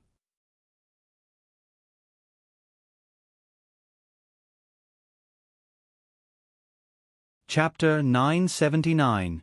In order to go to the amusement park, Yang Yi and his family had to get rid of the paparazzi first. Now, the paparazzi in Harbor City were in a state of excitement. After Chen Yijie's concert, the entire entertainment industry in Harbor City was flooded with exaggerated and silence is gold. Almost everyone was talking about these two songs. Under such a hot contrast, almost every reporter was breaking their heads to interview Yang Yi and his family. However, Yang Yi and his family left after the song. Yang Yi did not have much time left because he was afraid of being pestered by the paparazzi.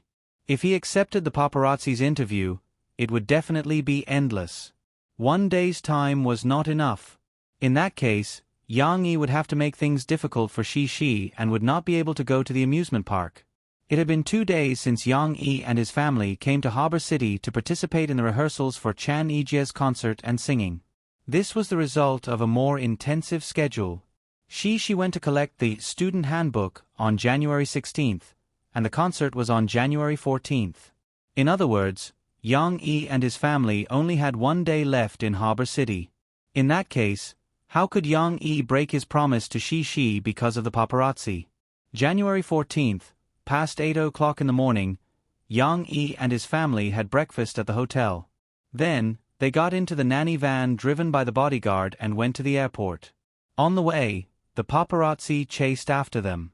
Even when they reached the airport, there were still many paparazzi chasing after them. Yang Sheng, please wait a minute. Are the two songs yesterday your complaints to Harbor City's music industry? Yang Sheng, did you consider the development of Harbor City's music industry when you wrote such good Cantonese songs? I heard that Fury Records is interested in signing you. What conditions did they offer you? Many questions were thrown out one by one as they chased after them. For a moment, Yang Yi and his family were as noisy as a market. Fortunately, the dozens of bodyguards hired by Yang Yi played a role.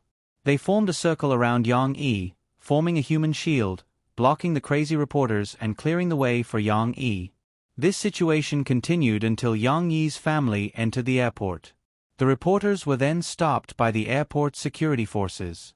Even if some clever reporters managed to sneak into the airport with cheap tickets, they wouldn't be able to follow Yang Yi into the airport's VIP lounge. Isn't this a bit too arrogant?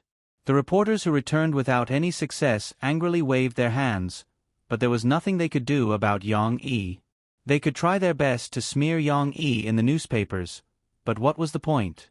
Yang Yi and Murphy were not in Harbor City's entertainment industry, and Yang Yi's two songs were still slapping them in the face. However, these reporters didn't know that after Yang Yi's family entered the VIP lounge, they walked out from another passage under the guidance of the staff and appeared on the east side of the airport where no reporters were paying attention at the moment. Mo Xiaowan was standing next to a black SUV waiting for them. Are you sure you want to go to the amusement park like this? This time, there won't be any bodyguards. Mo Xiaowan handed the key to Yang Yi and said with some worry, "Don't worry." Yang Yi smiled slightly. The dozens of bodyguards you hired this time are actually no match for me. Anyway, we're going to the amusement park, nothing will happen. If something really happens, they won't be of any use. After all, Mo Xiaojuan's bodyguards were all ordinary people. After getting into the car, Murphy helped Shi and Tong Tong take off their jackets in the back seat. The little ones wore a bit thick today, mainly to hide their identities. After taking off their outer jackets, there were jackets of different colors and styles on the inside. This way, it still played a certain degree of camouflage. Of course, after the sun rose, the weather in Harbor City was also very good. It was warm and comfortable, so even if they wore less, they wouldn't feel stuffy. Murphy also changed her clothes. She changed her imposing windbreaker into an ordinary hoodie, which made her look a lot cheaper. Just by looking at these clothes and listening to Yang Yi and Murphy's fluent Cantonese, people might just think that they were ordinary Harbor City citizens. The only flaw was that Murphy was too beautiful. Even if she wore a pair of sunglasses, it still couldn't hide her outstanding appearance and fairy-like temperament. Fortunately, Yang Yi and Tong Tong had two natural props to act as a cover: Shi and Tong Tong. There were basically no paparazzi in the amusement park. When ordinary people saw this family playing in the amusement park, how would they think that they were celebrities? Moreover, Yang Yi and Murphy were not celebrities in Harbor City. Their appearances were not as well known as Chen Yijie's. Yang Yi drove the car. When Murphy changed Shi's hair into a more ordinary hairstyle, Shi suddenly looked at her little hands and muttered, "I don't like those uncles and aunts." Shi's two actions had nothing to do with each other. She was just bored, so she studied her little hands. "Why?" Murphy asked casually. Because they always want to ask Papa questions. Papa doesn't even want to talk to them." She tilted her little head and said, "Papa doesn't like them." Murphy was amused. She patted the back of the driver's seat and said with a smile, "Did you hear that? Your daughter is on your side against a common enemy." Yang Yi laughed in the front. However, he didn't intend to let Shi hate a group of people so easily.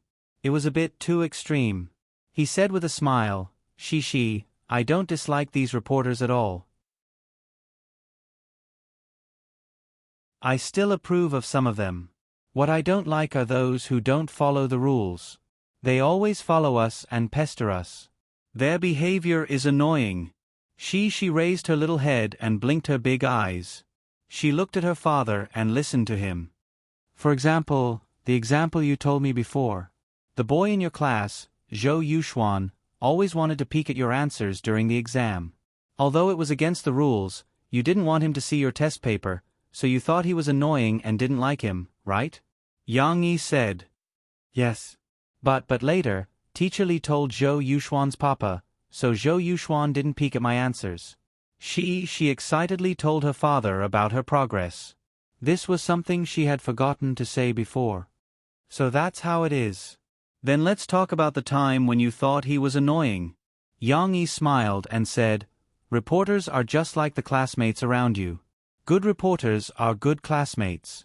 For example, Little Fishy is very passionate about learning. If she encounters a problem that she doesn't know how to solve, she will ask the teacher or ask you for advice after class."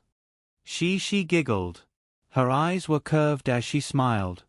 Little Fishy doesn't study seriously. She especially likes to play. She only asks me when she doesn't know how to do her homework. The little girl had grown up a little, and her thinking had become much more agile. Now, when she talked to her father, she often said witty things. "But she didn't ask you in class, right?" Yang Yi said. "Yes, I can't talk in class." She nodded quickly. "So, good reporters are like Little Fishy. They know the rules and won't do things that affect others." Yang Yi said, "Dad and Mom prefer to deal with these good reporters. But bad reporters are like Zhou Yuxuan in the past. They always disturb you when you don't want to be disturbed, so we don't like them." She completely understood what Yang Yi meant. They don't let us go shopping or go to the amusement park, so I don't like them either." She pouted angrily and followed her father's words.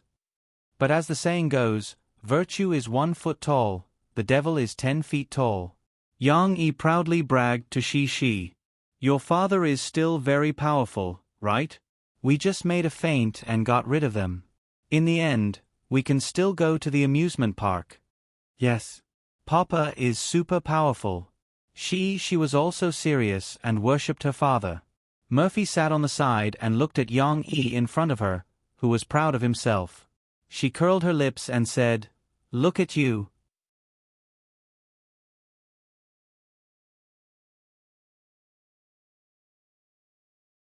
Chapter 980. Compared with the famous Disneyland in his previous life, the amusement park in Harbor City in this world was a bit simple. However, compared with the amusement park in Jiang City, the one Yang Yi took Shi to was much more luxurious. especially the Ferris wheel, which was more than 160 meters high. When it was built at the end of the last century, it was the tallest Ferris wheel in the world. Of course, it had been surpassed by others now. I want to sit on that one. Sit on that one. When they arrived at the entrance of the amusement park, Shishi got off the car and excitedly took her father's hand and jumped up. She pointed at the Ferris wheel in the distance and shouted, "Papa, let's sit on that Ferris wheel." At this moment, Yang Yi felt as if he had been cut off from the world for a lifetime. More than 3 years ago, Cici seemed to have also held his hand like this and asked him to accompany her to ride the Ferris wheel. The memory of that time was especially vivid. Yang Yi had just arrived in this world, but his cold heart melted in front of this girl with an angelic smile. "Okay, let's go to the Ferris wheel." Yang Yi waved his hand and announced. Because they were taking the children out to play, there was no need to follow the order of the rides. As long as the children liked it and it was safe, Yang Yi was willing to satisfy Shishi. Therefore, after buying the tickets and entering the amusement park, Yang Yi and Murphy took the 2 children directly to the Ferris wheel. The children need to be accompanied by adults. In addition, there is a problem. It takes about 30 minutes for the Ferris wheel to run one round. This process is relatively long, so the children may be impatient. You need to be mentally prepared for this. Let's see if you want to continue riding. Seeing that they were taking a 1-year-old child with them, the staff took the initiative to read some details to them. It doesn't matter. He is not claustrophobic, nor is he afraid of heights, Yang Yi said affirmatively. Tong Tong was a child who had been on planes many times. How could he be claustrophobic? Because it was a working day and Yang Yi and his family had arrived earlier, there were not many tourists yet. Yang Yi and his family had booked a cabin for themselves. One should know that for such a large Ferris wheel, the size of each cabin was not small. The one in Hong Kong could hold up to 16 people at most. Great, this is like a big airplane. After entering the cockpit, Shishi cheered and ran. The spacious cabin made Shishi even happier. She could run around in the cabin and look at the scenery here and there. Hee hee hee hee. When Tong Tong saw that his sister was so excited, he did not want to stay in his mother's arms obediently. He struggled to get down, and when he landed on the ground, he could not wait any longer. He waved his hands like a little penguin and ran after his sister. Murphy wanted to take him to see the scenery, but Tong Tong was unwilling. The little guy was so small that he couldn't reach the window when he stood on the floor of the cockpit. He couldn't see the scenery outside the window. But this seemed to be a good thing. The little guy was not afraid at all in the cabin that was getting higher and higher. He even happily followed behind his sister and laughed happily. Yang Yi saw that Murphy was standing in the middle worriedly. She was looking around, and her eyes were fixed on Tong Tong. He smiled, reached out his hand, and pulled Murphy over. They sat down against the door. "What are you worried about? This is such a small place. Where can they go?" Yang Yi smiled and said to Murphy, "Let them play by themselves. It's quite safe here. It's rare for us to have such an opportunity. We should take a rest and enjoy the scenery." Murphy frowned slightly and said, "Who said it's quite safe? I think the Ferris wheel is actually not safe. After it rises, it will definitely shake a lot. I'm afraid that Tong Tong will lose his balance and fall to the ground. Also, who knows if that person closed the door from the outside? It's so high. It's scary just thinking about it." There was a trace of fear on Mo Fei's face. "Of course it's closed. If you don't believe me, you can push it." Yang Yi smiled and reached out his hand to press on the door. "Don't!" Murphy exclaimed and hurriedly reached out to pull Yang Yi's hand back. Seeing Murphy's expression, Yang Yi could not help but wonder if Murphy was afraid of heights. Thinking of this, Yang Yi suddenly realized that apart from the few minutes when Mo Fei just came up and looked out of the window with little Ran in her arms, she didn't seem to have looked outside at all. "Are you afraid of heights?" Yang Yi reached out to hold Murphy's little hand and asked softly in surprise. "How can I be afraid of heights?" Murphy refused to admit it at first, but under Yang Yi's gentle gaze, she whispered embarrassedly, "I'm a little afraid of heights, but it's not that serious." What do you mean by a little afraid of heights? Yang-yi asked curiously. It's when I stand at a high place and look below my feet that I'm afraid. If I look from afar, I won't be afraid. Murphy said, for example, I'm sitting here now. If I don't look out, I won't be afraid of heights. But if I look out, I'll be afraid when I'm looking down. Yang-yi understood. He smiled and opened his arms to hug Murphy's shoulders. He held her in his arms and said softly, It's okay. You can look outside boldly. Anyway, you know that I'm by your side. You don't have to be afraid of anything. Mo Fei leaned happily in Yang-yi's arms. She was a little nervous just now, but she gradually calmed down. However, she was still a little worried about the two children. It was easy to solve. Yang-yi smiled and directed Shishi, Shishi, now you're responsible for taking care of your brother. Help Mom and Dad share the work. Just watch him and don't let him fall. Papa, I got it. Cece agreed straightforwardly. Because they had been sitting on the Ferris wheel for about 10 minutes, the Ferris wheel was rising to a height of about 100 meters. In the distance, they could see the beautiful city scenery and the port scenery. She could spare some energy to help her parents take care of her brother.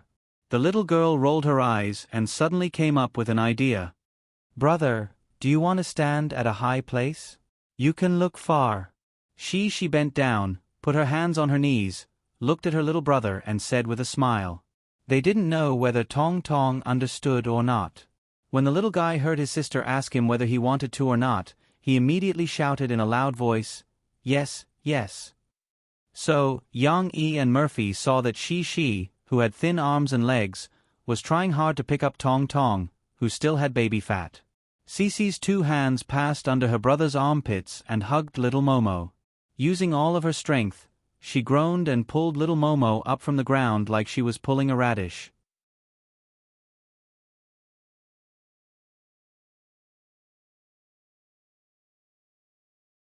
Chapter 981.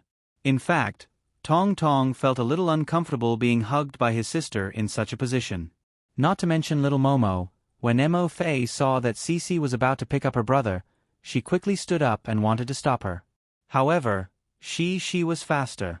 Even though her movements were awkward and a little strenuous, she still managed to pull her brother up from the ground. She straightened her back and used all her strength to push her brother's little feet onto the chair.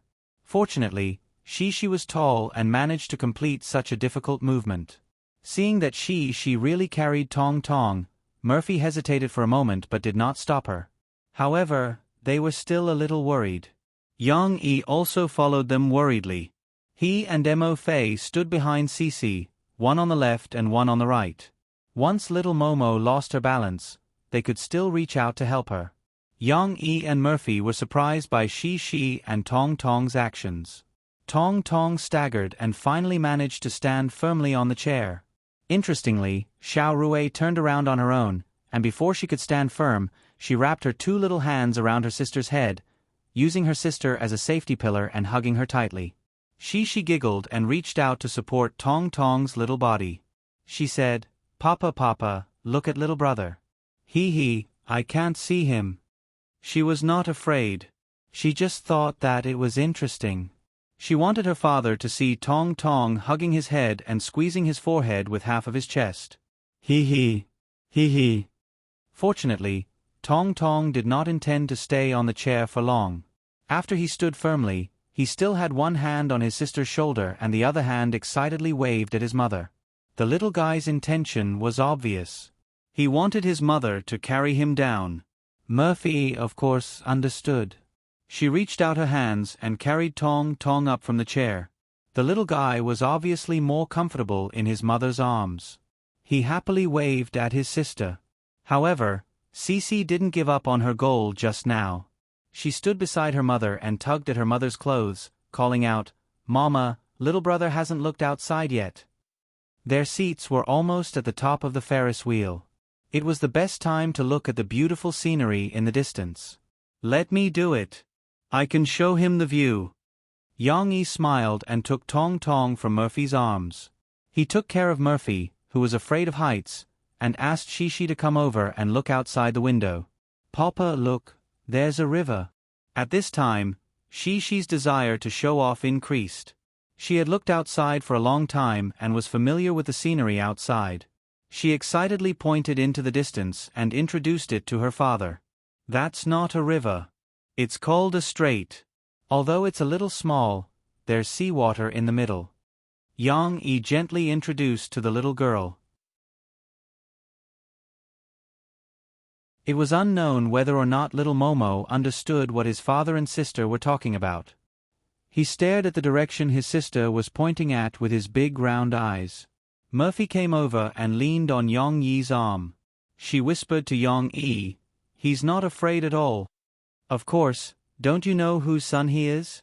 Yang Yi turned his head and pretended to be proud of himself as he teased Murphy. In Murphy's angry eyes, Yang Yi used his free hand to pull her hands over his waist, one at a time, and let her hold his waist. "Now, you're not afraid, right?" Yang Yi said softly. Murphy didn't say anything. She just hid her head behind Yang Yi's back with happiness and shyness. Showing off their love in front of the children, she might shout, shyness, again later. In the afternoon, Yang Yi and the others found a very interesting ride. Bumper cars. Different from other small amusement parks, the bumper car project in Harbor City Amusement Park was very large. Not only were there age-specific venues, but there was also a parent-child venue and a circling track. These bumper cars were basically powered by the ground grid. The physics principle was not complicated, but to build such a large venue and ensure adequate power supply, it really required a lot of money. But in addition to accommodating more customers, the large venue had another advantage. It was safer. The age-specific venue could allow some older naughty kids to drive around recklessly, and it could also protect some young players. Of course, in any case, 1-year-old Tong Tong couldn't play this game. "I'll take Bien and watch by the side. You and Shi go and play," Murphy said to Yang Yi. "I'll accompany Bien. You take Shi to play," Yang Yi said considerately. "No, I think this bumper car is a bit scary. I don't want to play." Murphy shook her head. "Papa, let's hurry up." She saw that her father and mother were dawdling. She was a little anxious as she twisted her little butt and shouted. The little girl had a lot of fun today. After shouting for a whole day, her voice was a little hoarse. Since Murphy didn't want to play, Yang Yi took Shishi off the stage. They entered the parent-child venue. The bumper cars in this venue had 2 seats. "Papa, put on your seat belt." After sitting in the car, what surprised Yang Yi was that she actually took the initiative to tell her father about the safety requirements. She also pulled on her seat belt and fastened it. It seemed that although her eyes were looking at the venue just now, when the guide told them about the precautions, she still listened. Under his daughter's instructions, Yang Yi fastened his seat belt. "You take the steering wheel.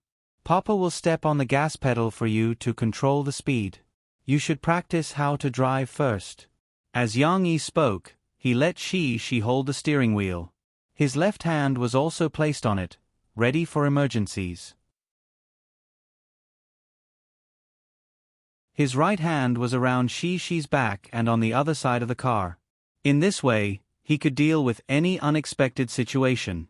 She sat in so many cars. She had been watching her father drive and listening to her father's instructions. She also held the steering wheel like her father. However, the little girl liked to imitate her father too much.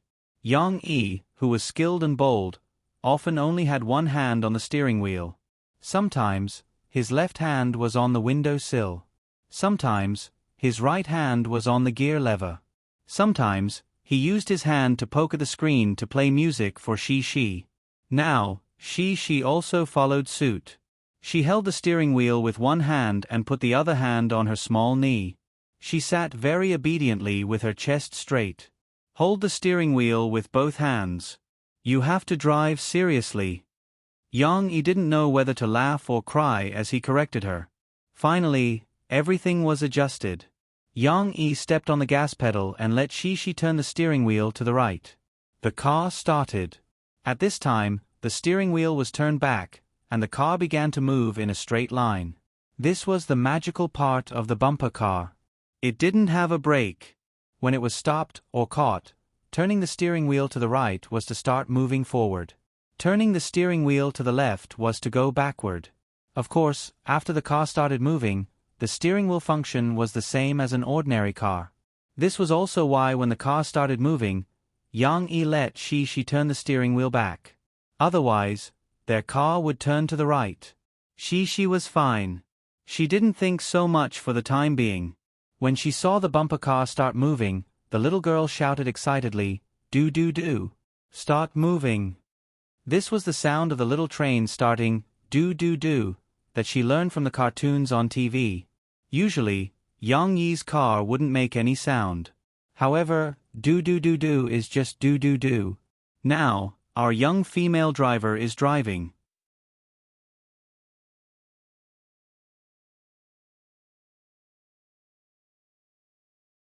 Chapter 982. Papa, Papa, let me do it, okay? She was having a good time.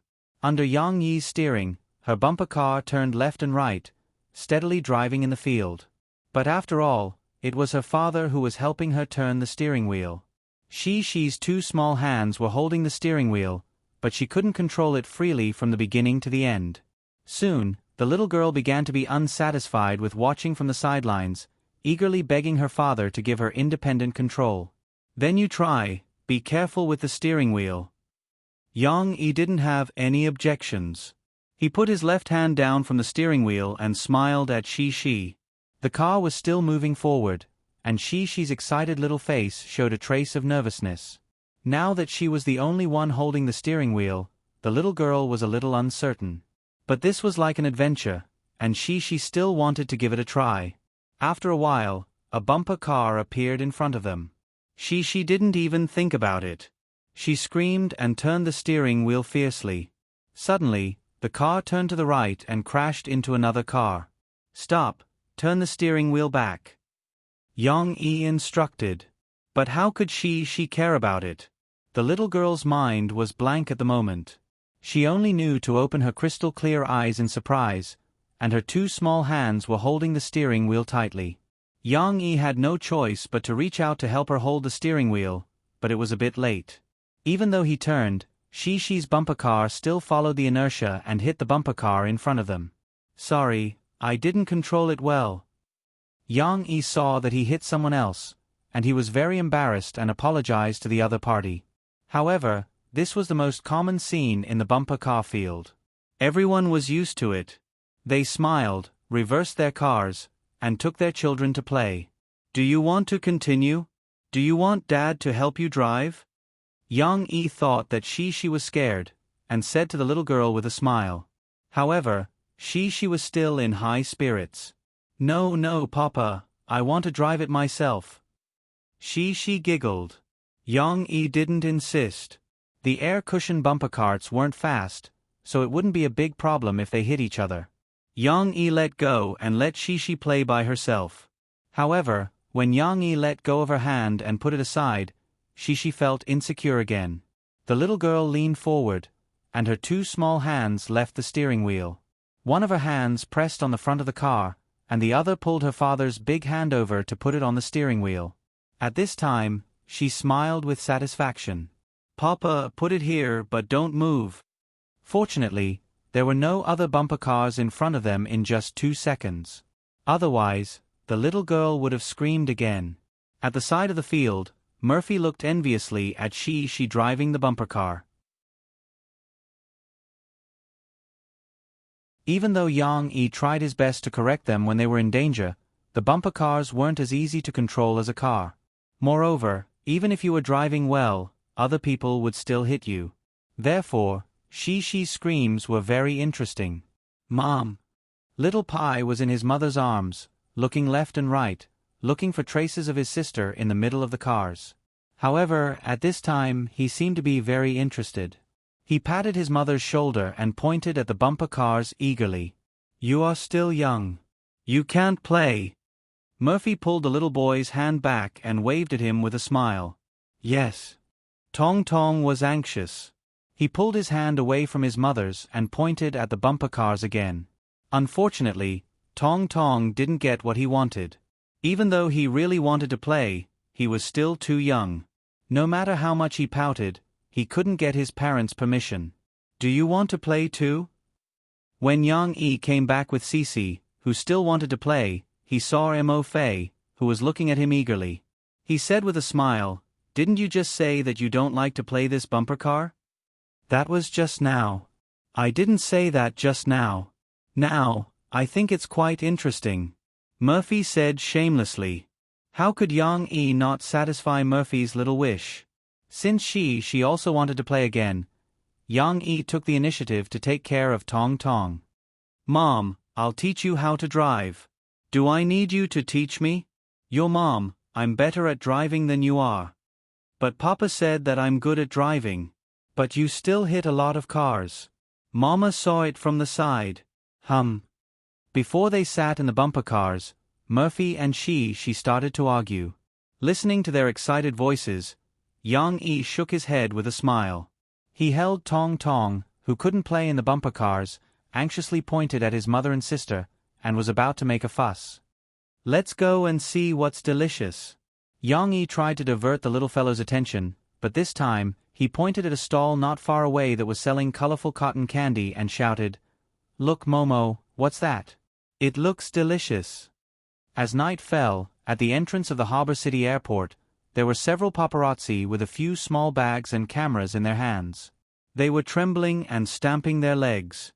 During the day, Harbor City was relatively warm, but at night, the temperature dropped a lot. The humid climate made people feel even colder. "Is there any other star who has a schedule today? Ah Zhang, do you have any news?" Since they were bored, someone started to talk. However, even if they weren't enemies, there was still a strong competitive relationship between the paparazzi. The paparazzi named Ah Zhang glanced at the other person and said vigilantly, "There shouldn't be any more, right? In our line of work, aren't we all waiting for the rabbit to come out? If there's any definite news, it won't be our turn to ask for it." "Old Wang, if you're impatient, you can go back first." "Hey, I don't have anything to do if I go back. I'll stay here and chat with you. It's much more interesting," Old Wang said shamelessly. "Heh." The paparazzi next to him laughed sarcastically and said, "It's cold outside, so we're here to chat." Just as they were conversing with each other, they suddenly looked at the intersection at the same time.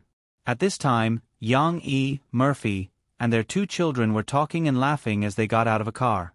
Yang Yi carried his luggage and handed the key to his agent. Then, he walked towards the entrance with his family. "Isn't this Yang Yi?" Ah Zhang, who couldn't help but mutter, looked at Yang Yi and his family in a daze. These paparazzi had sharp eyes and recognized Yang Yi and his family at a glance. Moreover, Yang Yi didn't wear any disguise this time. However, they were all dumbfounded and couldn't believe it. This morning, they saw Yang Yi and his family arrive at the airport and leave Harbor City by plane. How could they appear at the airport now?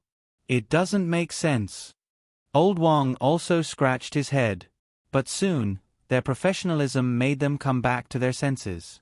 They raised the cameras in their hands and took pictures of Yang Yi and his family. They weren't regular reporters, so they didn't run to interview Yang Yi and ask for the answers they wanted to know.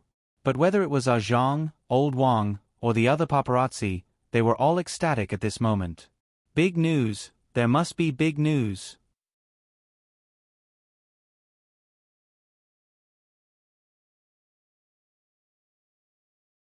Chapter 983. Yang Yi used 2 songs to set off a storm in Harbor City. The live video attracted countless musicians in Harbor City, the music industry in Harbor City, and even the seniors in the entire entertainment industry to praise him. But what made everyone happy and annoyed was that this guy left 2 songs in Harbor City without participating in any programs or leaving any response, and then slipped back to the mainland from Harbor City.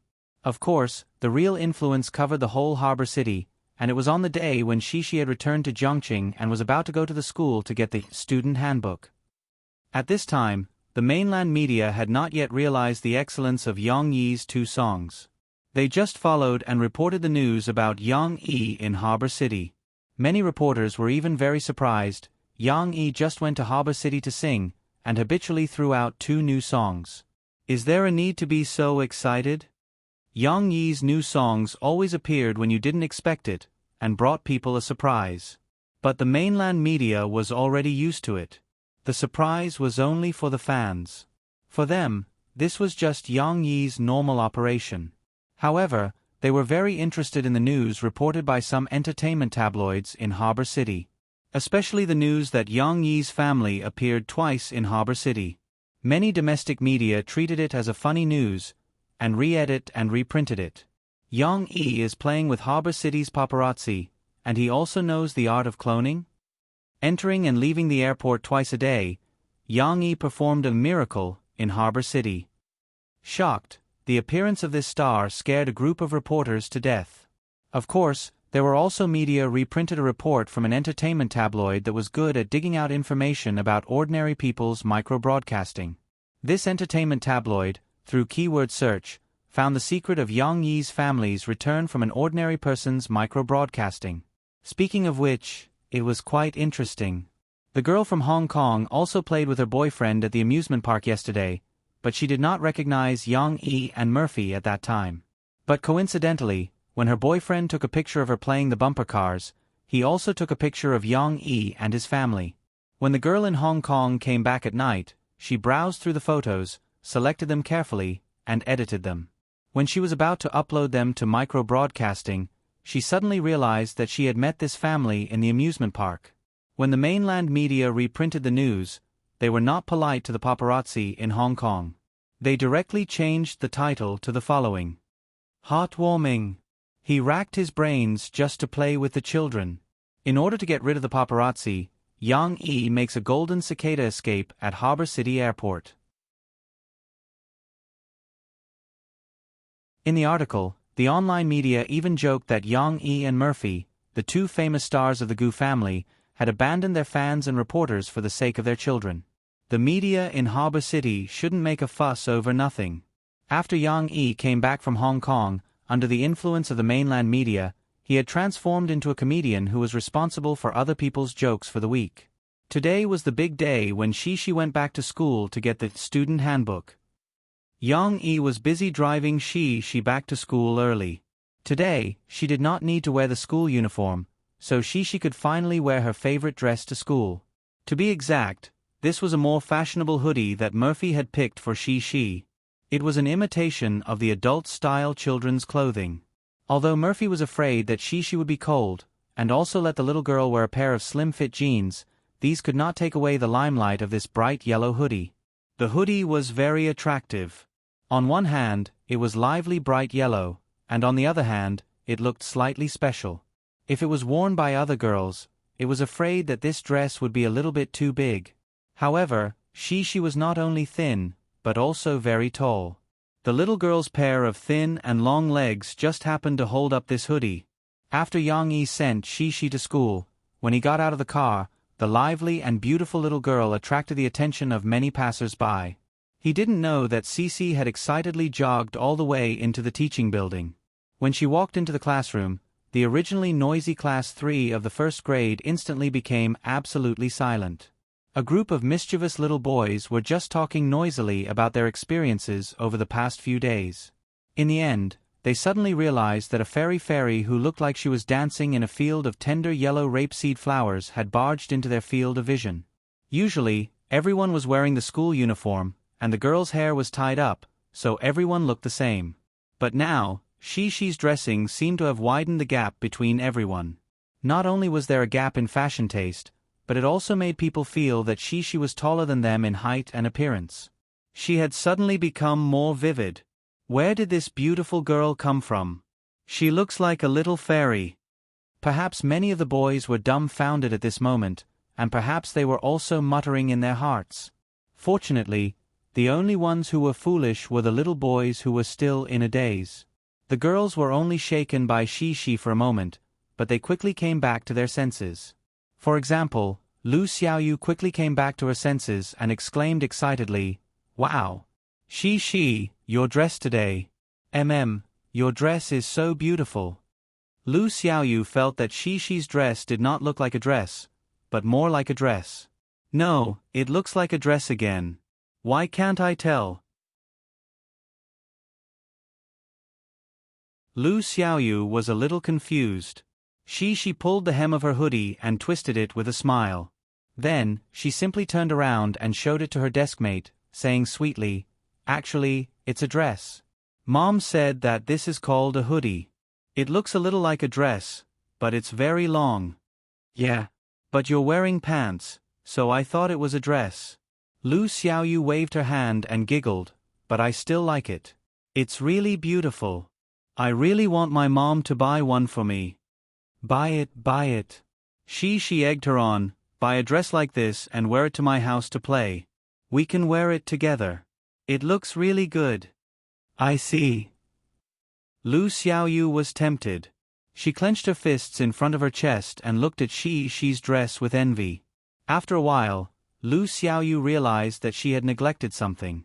She looked at Xi-Xi in surprise and asked curiously, "Hey, Xi-Xi, why don't I see Xin Air?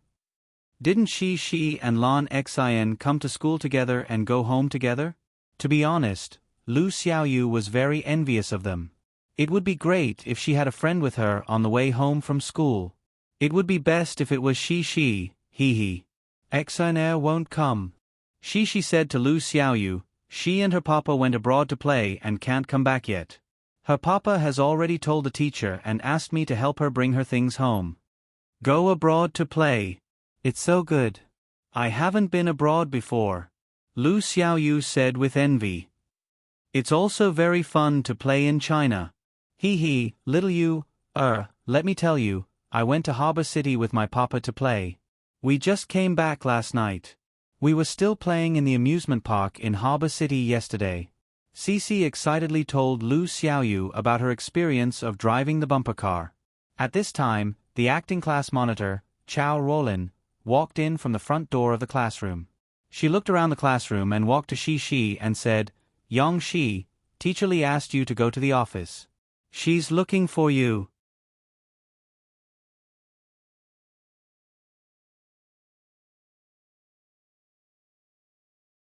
Chapter 984. Student Yang Xi, you're here? Take a seat first. The teacher wants to tidy up these student manuals. Li Rulin heard the teacher's praises and raised her head. When she saw Xi, who was dressed so brightly, walking into their grade group's office, she could not help but smile and beckon for Xi to sit down. Xi sat down obediently. However, the little girl was like the other children. Her obedience was only on the surface.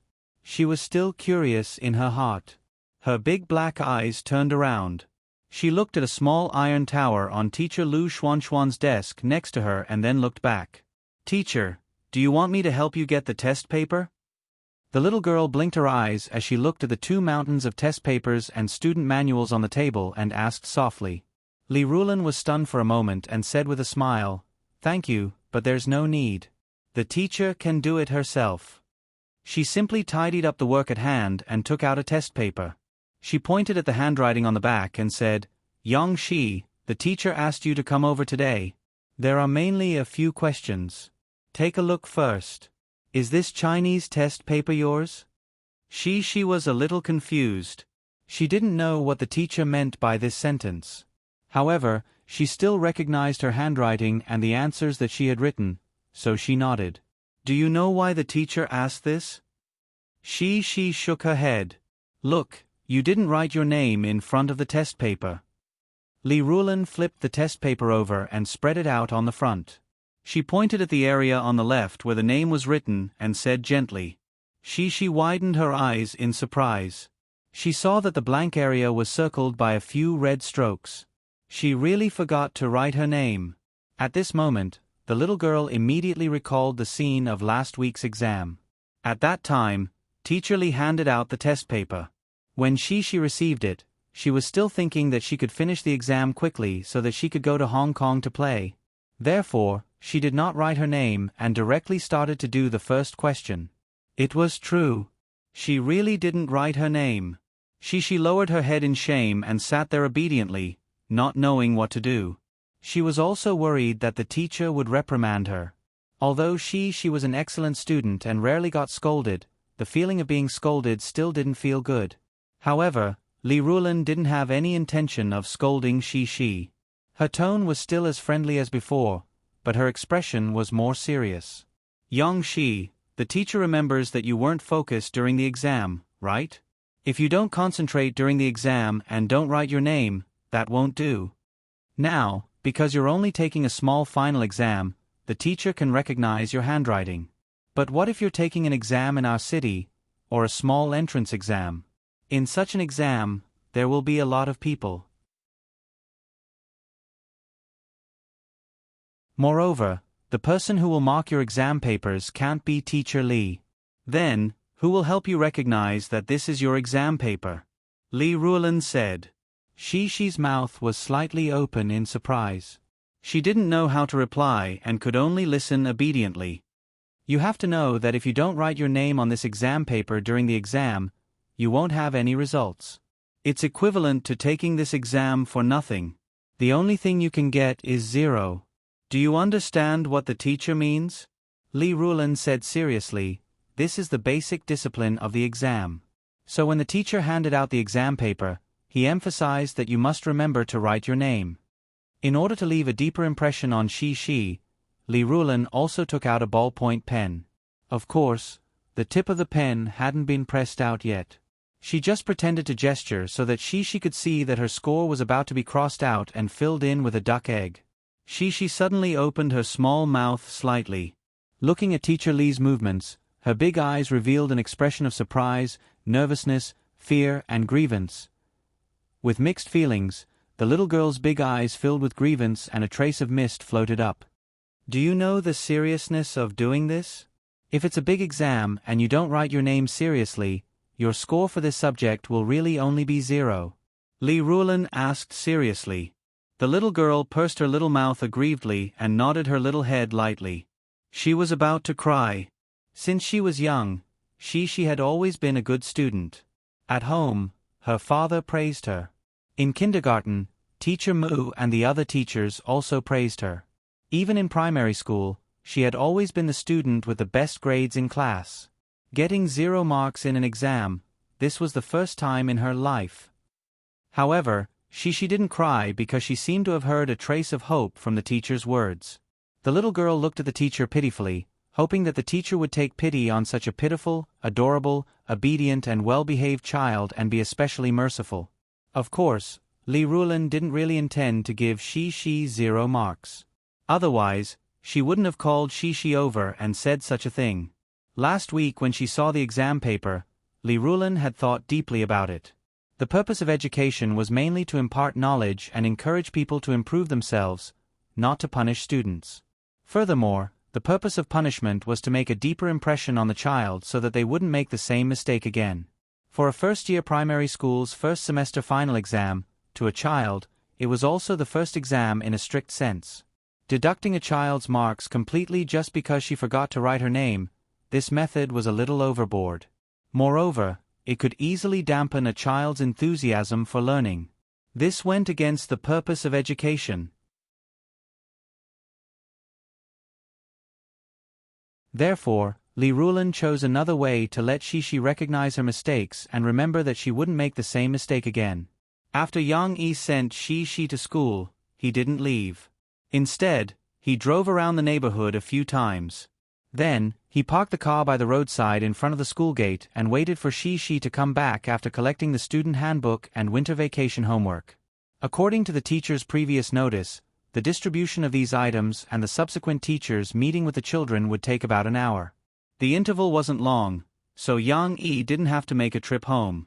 After about 20 minutes, groups of children poured out of the school gate.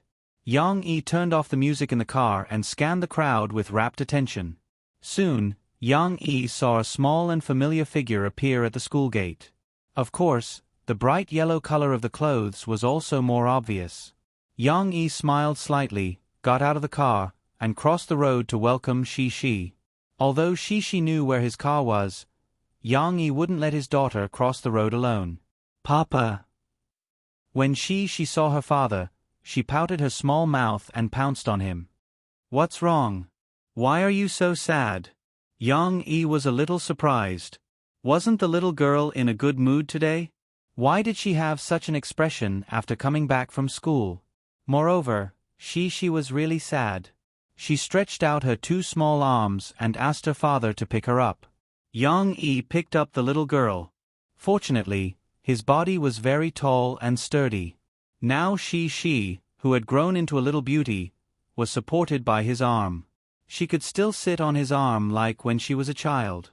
Just like when she was a child, she hugged her father's neck and wiped her tears. Why are you so sad? Yang Yi asked puzzledly. Tell me, what's going on? Because I forgot to write my name on the exam. She pouted her small mouth and sadly whispered to her father about her experience. So, the teacher gave you a 0? Yang Yi asked with some surprise. He frowned slightly. He didn't have much experience in the exam. He felt that the teacher was making a fuss over nothing. However, she shook her head and said, No, the teacher didn't give me a 0, but she said that if I didn't write my name, I would only get a 0 in the future. Before Yang Yi could speak, the little girl continued, Then the teacher asked me to write a self-reflection letter. She said that I knew I did something wrong. Then, after I finished writing, she asked Papa to take a picture and send it to the teacher. That's it? Yang Yi didn't know whether to laugh or cry and asked, The teacher asked you to write a self-reflection letter, but she didn't give you a 0, which means that the teacher forgave you. Why are you sad? It's not this. Cece refused to comply and hugged her father's neck, shaking her little head. She was still sad. How could her father laugh? You're tuning in to the Narrate and Escape YouTube channel. Don't forget to subscribe and join us on this journey to catch the most captivating stories.